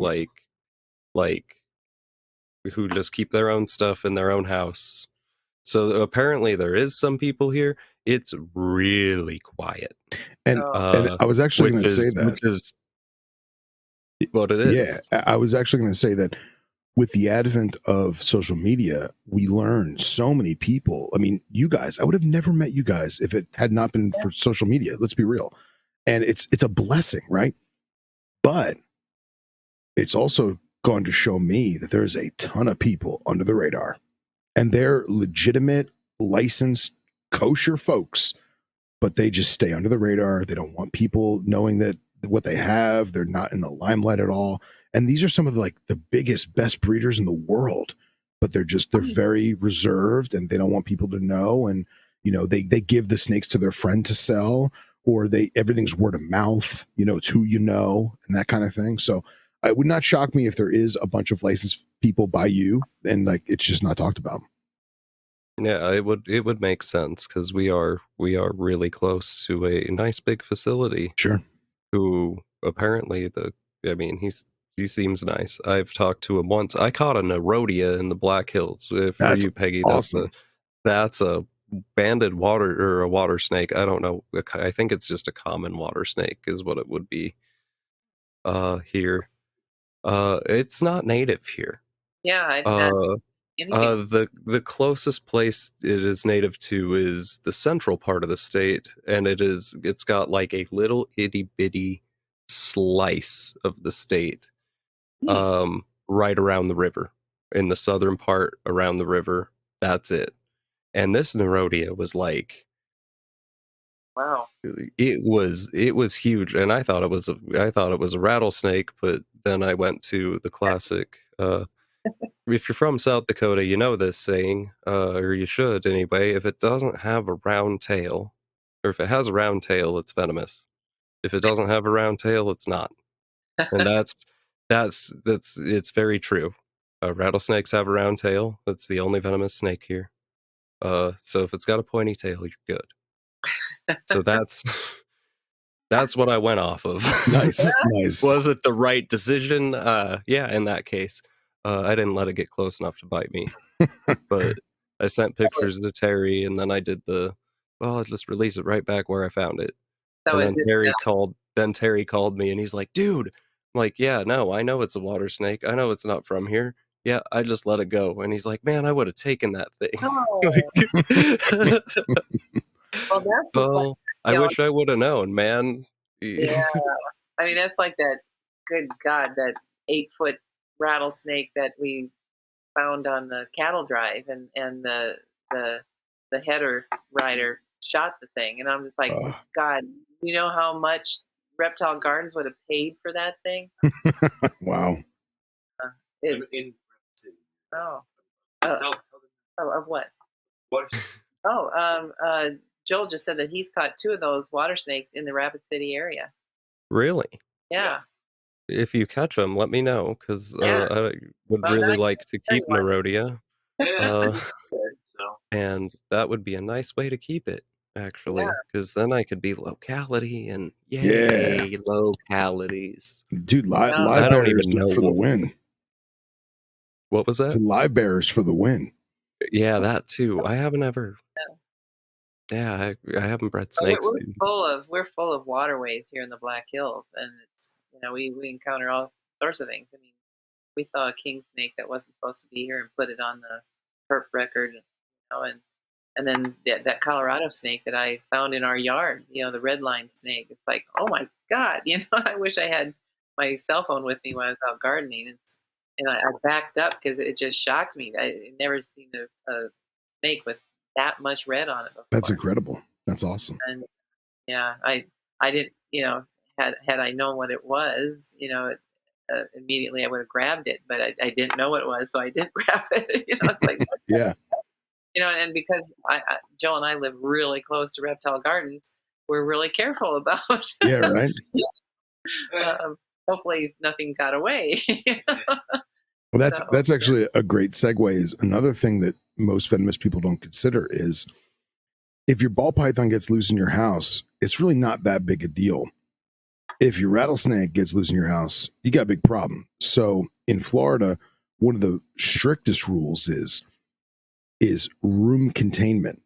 So you cannot have a freestanding facility that does not have a double door entry.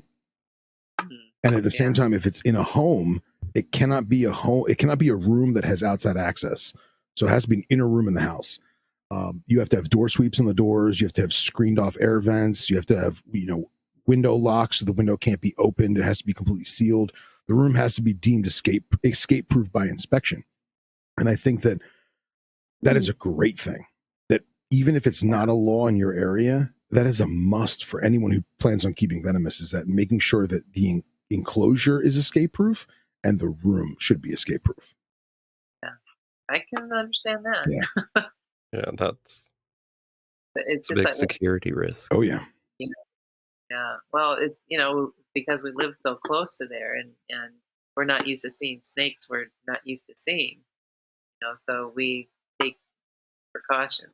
Oh yeah. And then when I ran into the house and looked it up, I'm like, oh, geez, I could have grabbed it, but so I'm just hoping I'll encounter it again. Well, about a year and a half ago, I started a YouTube channel that I need to get back on. It's called Venomous Etiquette Videos, and most people don't even know it exists. There's only 2 episodes on there, and the point of the channel was to basically talk about the stuff I've been talking about with you guys tonight, for people that don't have that venue locally to them, or they just want to learn more, or they want to learn a different perspective or a different way of looking at things. And I'm in the process of making episode 3. It's been like a year since I put the last one out, but the whole point of Venomous mentorship is not necessarily to learn how to do it, but to get different perspectives on how to do it. And I always tell people, if you have one mentor that's awesome, that's great. Work with that mentor, but you should have 2 or 3 or 4 other mentors. And even though they may not be as good as the first one or the second one, you're still getting other ideas. You're learning what not to do as well as what to do.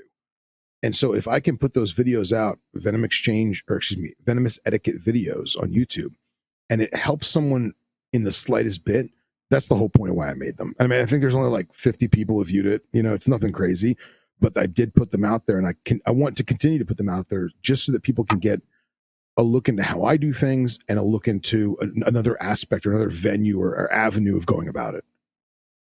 So Okay. in Florida, when you say that they have to get the 1,000 hours, when you're getting a Raptor license, you have to stick with one master falconer. Right. Right. I'm just wondering, do you a person seeking this 1,000 hours, can they go from having several mentors to Oh get yeah. Absolutely. Yeah. And a lot of people do that. They may do one night with me, they'll do one night with, Bob, and one night with Sally, and that way they've got their 15 or 20 hours for the week, and it's not all at one facility. At the same time, you want to have a diverse selection of animals to work with. I'm pretty sure, I don't know if there's an actual number of species required, but you're required to put a list of all the species that you've worked with when you apply for your permit. If you've only got 5 snakes on there, or 5 species or 5 genera on there, they're going to reject it. They're going to be like, look, you don't have enough experience. You worked with three snakes for 2 years. That's not real. So so my question was, you go to say, I want this permit. They give you this paperwork, and then they have you on file that you're seeking this, or you just no. get the experience first, and then you go. You don't apply for anything. You start learning and logging your own hours. And back in the day, we would have a composition book, and you had two thought process to this. Either each student or each apprentice or each intern had their own composition book, and they were responsible for their composition book. Or if you wanted to, in addition to that, you could have a facility book, in which case everyone would sign in for the day and put their hours and like what species they work with. But that can be a little meticulous, a little tedious. Now we have computers, we have Excel spreadsheets and graphs and copy and paste. God bless it, right? And that makes life way simpler because you are doing a lot of copy and pasting. However, if you just fudge it and you fake it and you just copy and paste a bunch of crap, they're going to know. Especially when you say, oh, I worked with boom slangs at Phil's house from 2020 to 2023. And they go, well, Phil doesn't have any boom slangs on registration, so you're a liar. You know what I mean? Things like that. Do you have to have your supervisor, so to speak, that person, initially every bit of your entries so that they know you're not fudging it? You've got another witness? No, no, but any mentor who leaves their student or intern alone to do what they want to do, the people are going to get mad. I don't care. They're foolish, because Yeah. the Oh, same yeah. time, not only am I supervising them for their well-being, I'm supervising them for my well-being, both on a liability level as well as my own personal safety, because I don't know what they're doing in the room. God forbid something gets loose. God forbid something happens.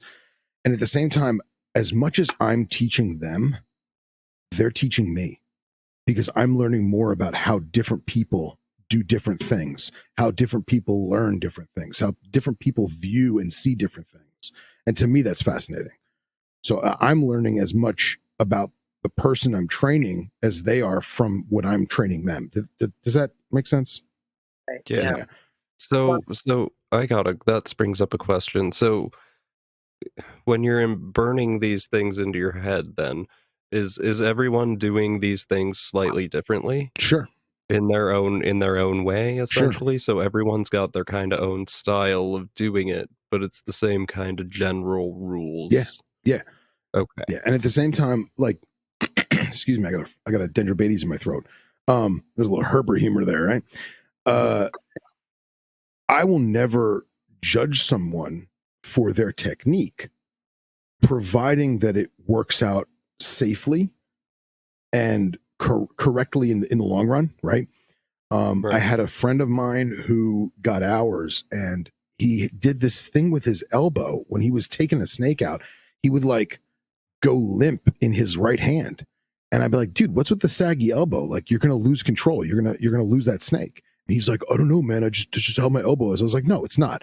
So every single time he did it, I would take my snake hook and I would tap his elbow, and not like to be painful. I wasn't hitting him or anything, but I would tap his elbow just enough for him to know, "Oh no, I'm doing saggy elbow. I need to correct it."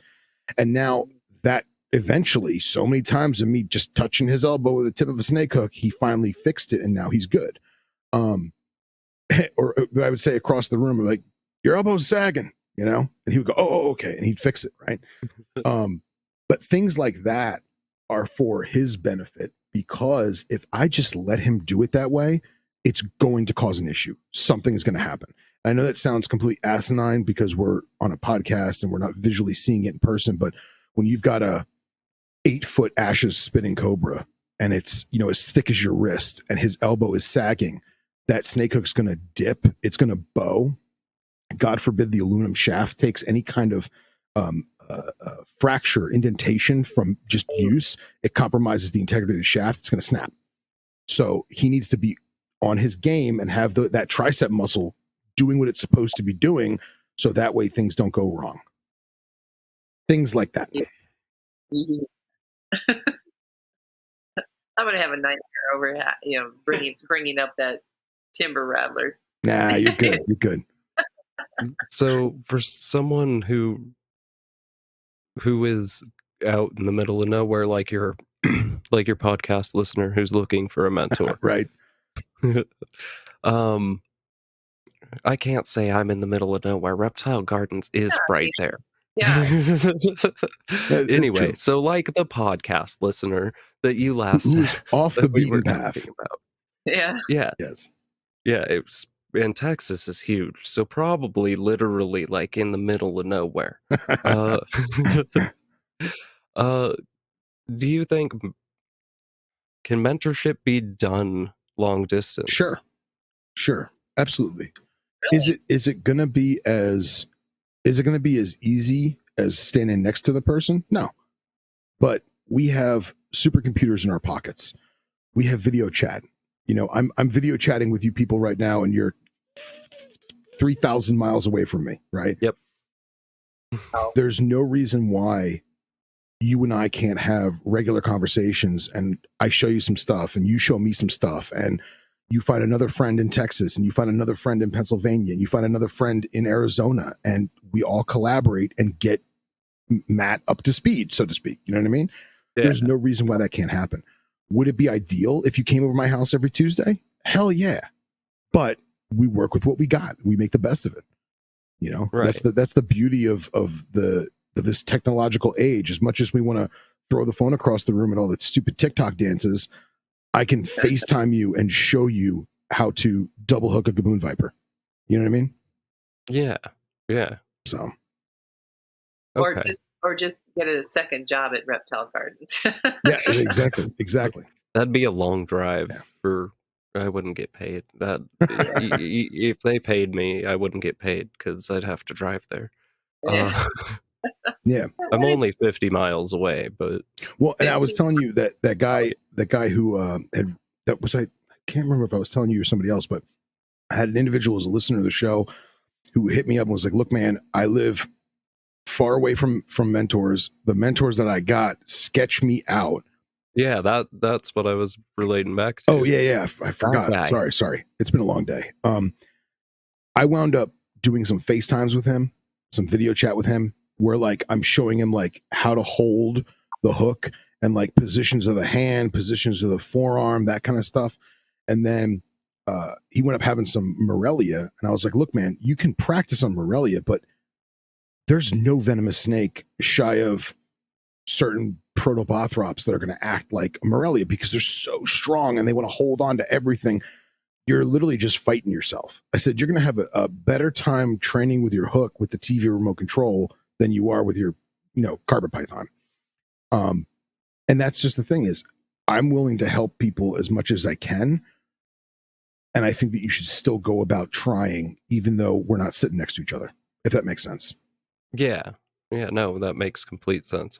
And then in situations where you really can't find people to mentor, the only way to actually probably gain experience is by doing it and reaching out and finding people to help you along the Yeah. way. Yeah. And I'm sure there's a whole bunch of people that have learned like that. I think you're super special in like having the experience you have with underground and just like literally growing up and living in the hobby Yeah. and in a big part of the hobby, Yeah. like Yeah. so I'll tell you a story. So I, after underground, I was the venomous guy at Strictly Reptiles for a few years. And the way that Strictly had the venomous room at the time, depending on import shipments and some of the captive bred collections that they would buy, there would be anywhere from 50 to say 300 snakes in the room. And everything is lethal. And at the time when I started, the way that they had the shelving set up is envision a conventional rack like you'd have for colubrids or ball pythons or what have you. However, each tub has a lid that just sits on top with no latches. And the only thing keeping the lid shut is the tub above it or the next shelf. So every single time you had to take that tub out, you couldn't just take out one. You had to take out at least two. And now you have to put a weight or something on top of the lid of the other one or an empty tub in its place as a placeholder to keep that lid shut. Oh boy. And no one taught me how to do this. I was just I was just on my own, and I was like, man, how am I going to do this? And I learned that I would take a neonate snake hook, and I would use a neonate snake hook to draw the bottom tub out. Like, let's say there's two, right? Draw the bottom tub out. Okay. I would then take my left hand, put my index or put my middle finger on top of the lid, my thumb on the bottom, like this. Then I would take my other hand, grab the bottom tub, slide it out, lower that one, place this one down to my side on the table, then take an empty one, slide an empty one in, and now go back to that one that I took out before the snake had the wherewithal to pop the lid off. Oh, good.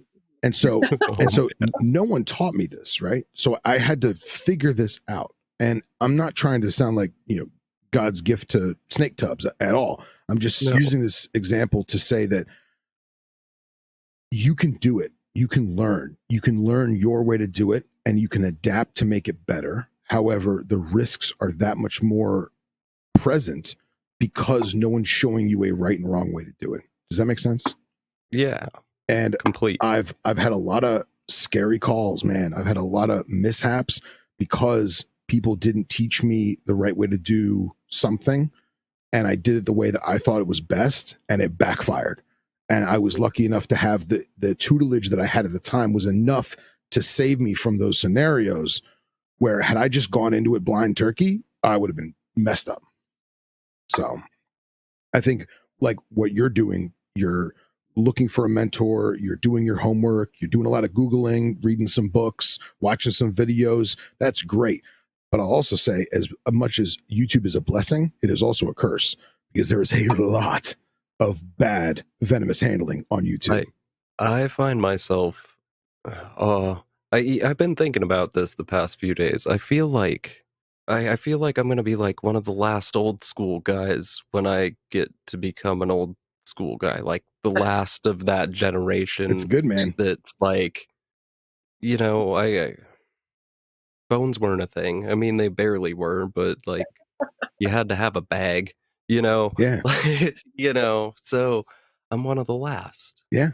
It's gonna be, Well, uh, since you're up there, spearfish, don't they have a herp department at the university up there? What? yeah, he does, and he wrote a paper in I think 2004 on the red-bellied snake, Yeah, ringneck snake, red-bellied ringneck, uh, I the would. one little locality of the same thing that the East Coast has. Now, I Um, would reach out to I him. think they're still doing research on it. I still think they're going out and doing field collection stuff. Yeah, and And it would be nice to get him on the show because I that would be a snake that I mentioned it to Bill. I would love to get him in the hobby because they're super, super tiny. And like, how can you be scared of a snake that's 16 inches long? Talking about the red You, belly swamp you, snakes. the red belly, yeah, just the red belly snakes from the East racer. Coast. No, Oh, not a racer. Yeah, it's one of the it's an aquatic species, right? No, well, maybe semi. Okay. Steroria. Sororia. Steroria. Interesting. That's, yeah. The Black Hills red-bellied snake.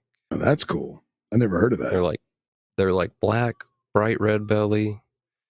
oh, They're similar to like the decay snake, and then Steroria is. They have them on the East Coast too. But I think there's a guy on the East Coast who got him going. I think I heard Owen talking about a guy at Hamburg once, uh, and he was breeding slugs in order to make that Oh happen. wow.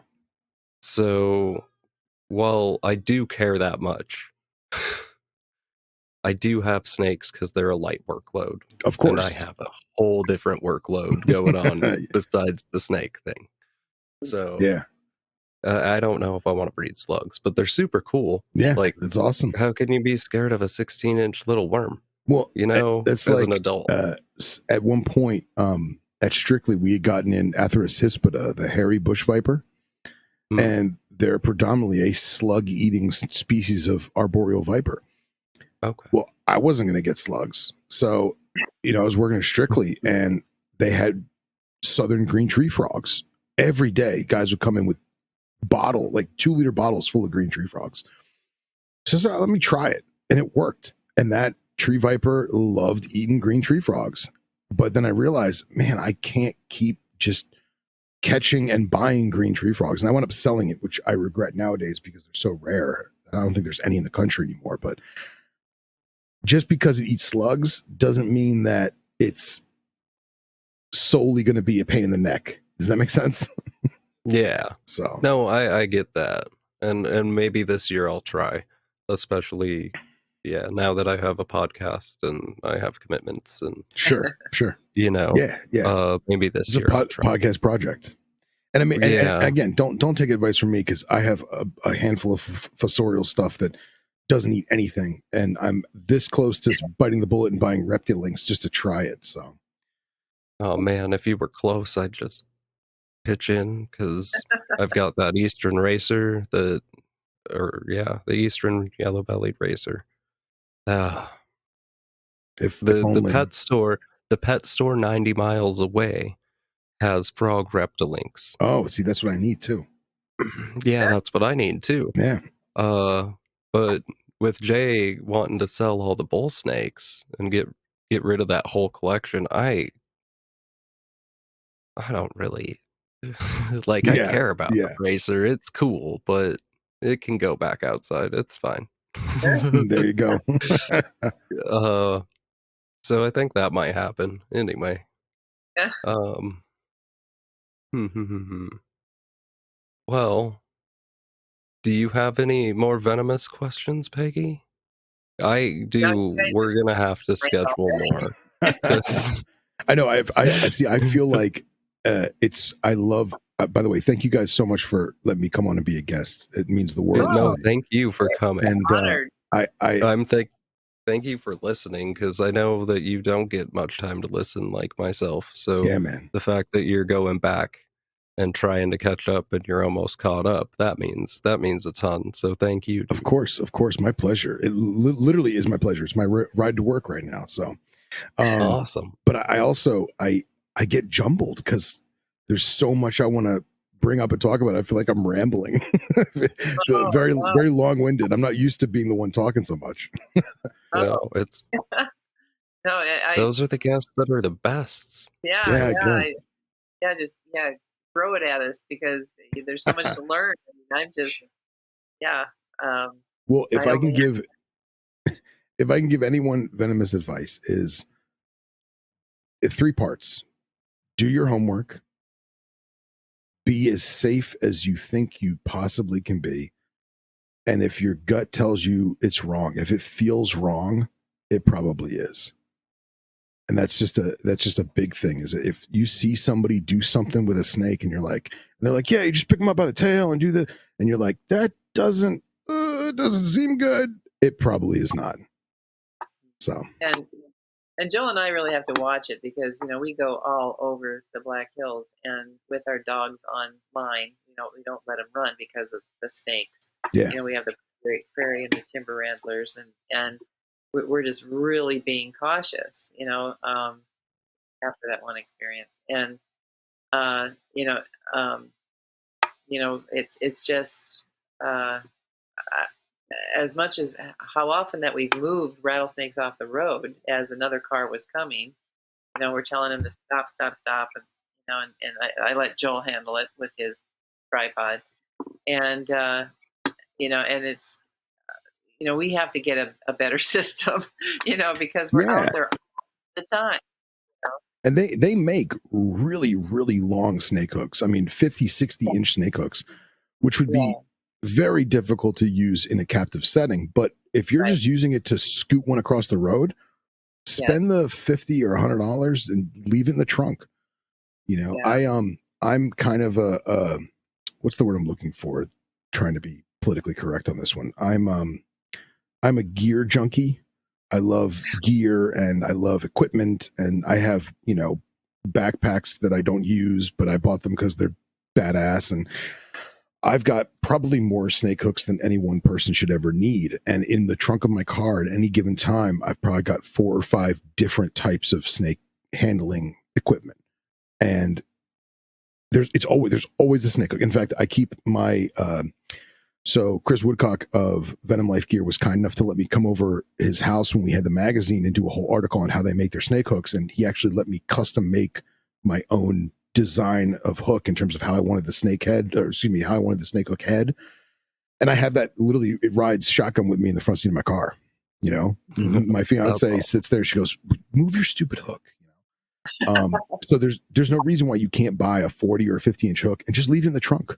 And then when you and Yeah. your husband are leaving the sunset and you see that beautiful, gorgeous, bright green prairie just slithering across the asphalt, just use that hook and scoot them. Yeah. Distance is your friend. Yeah. And Very because much. it's a cleaner thing to wipe off rather than Yeah. a big periscoping tripod. Right. I Right. feel safer about having something that the venom can just be wiped off Sure. so much Yeah, I mean, easier. it's anodized aluminum with a golf putter rubber handle. So you just hit it with the garden hose and you're good to go. Yeah. Yeah. So, Uh, well, well, thank you so well, much thank for you guys. the information is very helpful for those of us who spend a lot of time out in the field. Yeah, of course, of And course. I'm gonna what- we're gonna do some more field herbing stuff with Nipper on Venom Exchange Radio. Oh, We have a lot of guests lined up. It's just a lot of them are international, and like trying to get the time zones right and schedules. And he's crazy busy, and I'm crazy busy. And I got one guy in the Middle East who is really really big on field herping and wildlife rehabilitation, but his town that he lives in, it is intermittent electricity. The government shuts oh, it off. So he's like, "Oh, I got a memo from the government that, I'll have power this Saturday. Let's do it." So trying to like schedule stuff like that. But we're wow. definitely going to hit more field herping stuff because it is becoming more popular. The people like us that are keeping these amazing animals in captivity, we want to see them in the wild. We want to see where they come from. We want to learn their natural history. So I definitely think that we're going to try and do more as that evolves, for lack of a better word. And I know I talked to the Podfather about doing some herping gear type episodes too. So hopefully we'll have that coming out in the near future and kind of go from there. That would be a good idea. Yeah, I hope I didn't just give away a trade secret. So Well, it'll be okay. yeah. Oh, Justin keeps trying to talk me into buying this dang king snake. See, Justin has this problem where he gets somebody gives him a snake. It's meaner than sin. It bites him. It annoys him. He then gives it to another friend, and it's the most puppy dog snake you've ever played with. I think this Cow King is probably the fourth or fifth snake that this has happened. So I almost want him to give it to you, so that way you can be like, "No, man, it's fine. Look." So, oh man, all my snakes hate me, man. that's good. It's probably because I don't feed No, that's fine. You're doing a good job keeping them spunky. Yeah, no. Yeah. The bull snakes especially. I don't know if this is true. This is completely anecdotal, but I keep my bull snakes above my ball pythons in tubs. Mm-hmm. And my bull snakes are very, very hissy. And the ball pythons and the corn snake that I got were never hissy until they were put by the bull snakes. So now every single snake I have is a little bit cranky, or at least knows how to be. And I don't know why. Probably because I have bull snakes. It's all in your head, man. It's all Hey, in your I don't head. know about that. My I turtle. don't know about that. I've never heard a ball python hiss in a ball before, but I've been bit by ball pythons more yesterday than most other things. I've been bit by a couple of things, but I just, if it looks cranky, I'll just not. What were we going to say, Peg? Well, I've had my turtles hiss at me too. So I mean, when you're reach in there to take them out, put them in a feed tub, Oh yeah, oh yeah. the cat will flip backwards like, I didn't expect that to hiss at me. Well, it's like I love it when captive turtles come after their owner because they want to get fed, and like they'll just bite anything, fingers, toes, whatever's in front of them. It's adorable. Yeah. Adorable, yeah. It is a little screaming little turtle. Oh, it's been fun. It has. Yeah, I gotta catch your field herping because boy, Joel and I need to really dig into that more. Yeah, and if you I know that you guys aren't keeping venomous, but if you, not to selfless plug myself here, but venomous etiquette videos on YouTube, I feel like both videos that are up there, there's a lot that people can get from it, even into like the harmless realm, in terms of just snake keeping and containment and protocol, and it's just worth taking a look at. So Yeah, for those of us who don't want to have a snake show up in the shower or the bathtub, it's very helpful. exactly.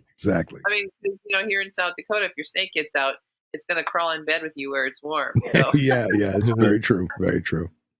it's it was only a garter snake, so whatever. Yeah.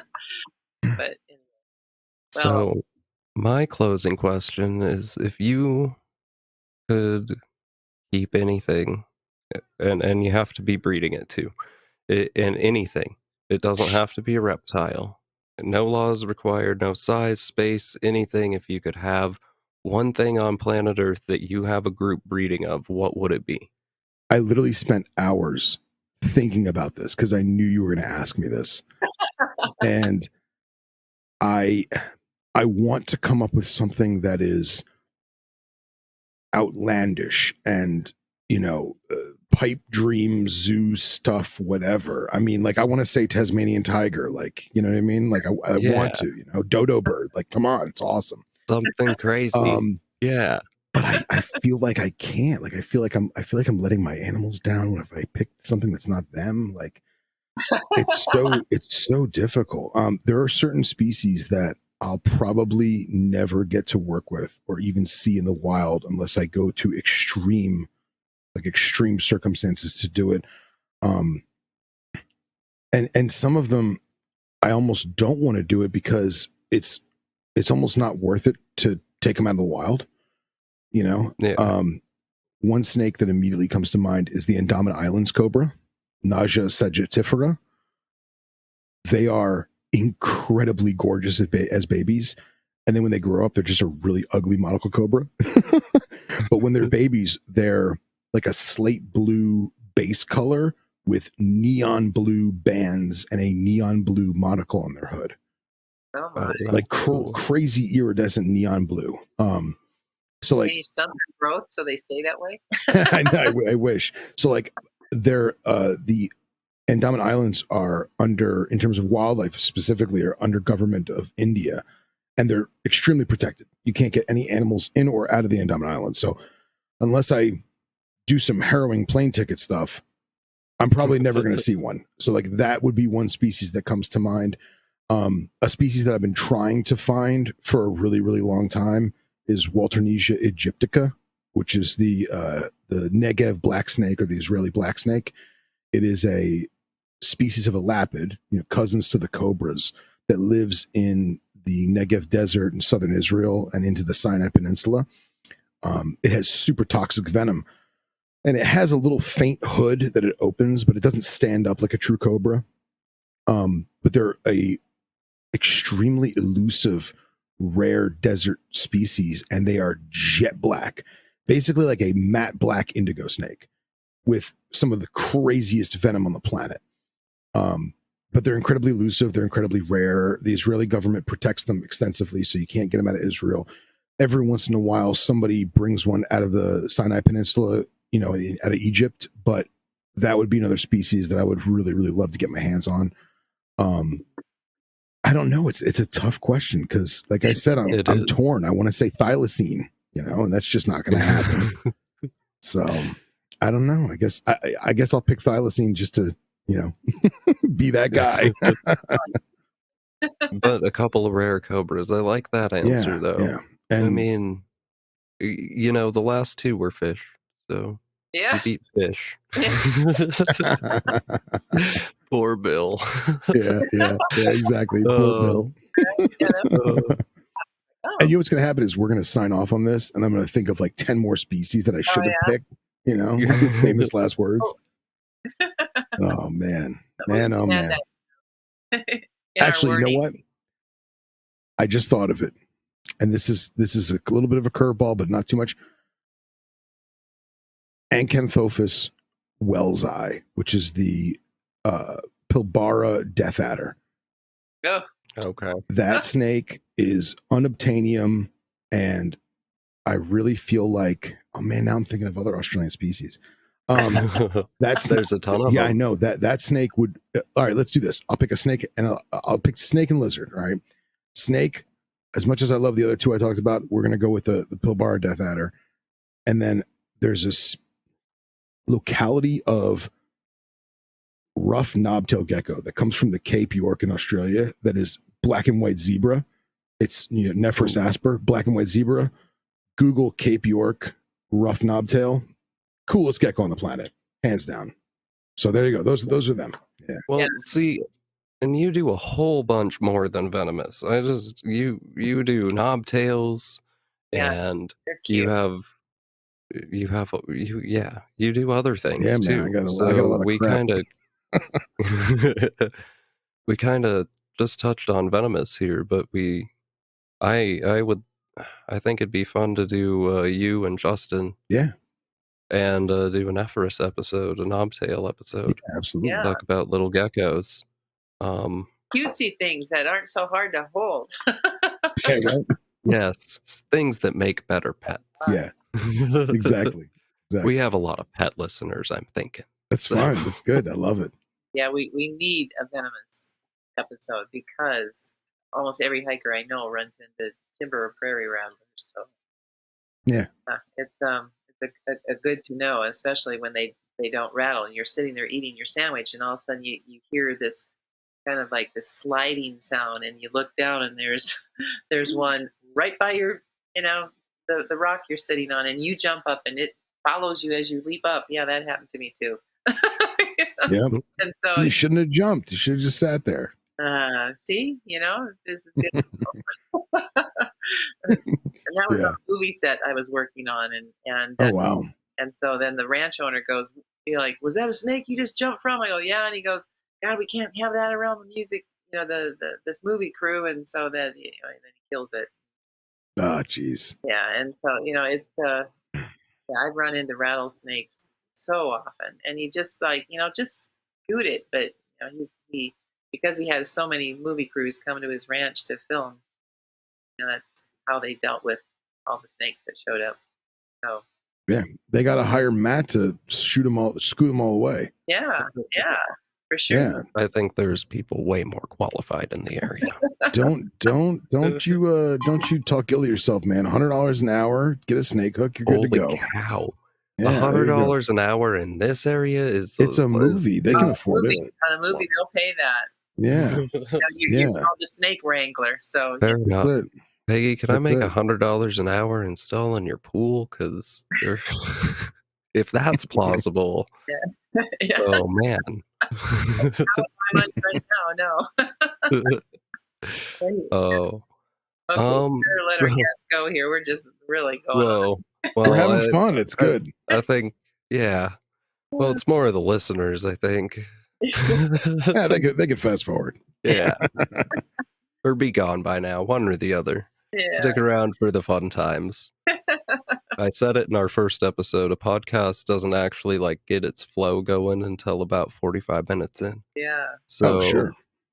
truly, and I've noticed it even more now that I'm editing them and listening back. And a podcast really doesn't get the flow going until about 45 minutes in. And yeah. sometimes it's 30, sometimes it's 45, sometimes it's an hour. It's when the guest shows up, like last week. Well, when I think it would start off faster if we had Al Bosch send us that beer he's promised us.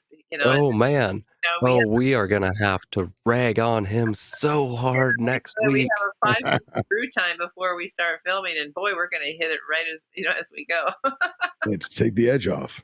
Yeah, Bill, I swear to God, if I win something in that drawing tomorrow, you better text me because I won't be able to listen. I'll be on the phone with Al Bosch making me a podcast. Nice. So I can't watch. I would love to.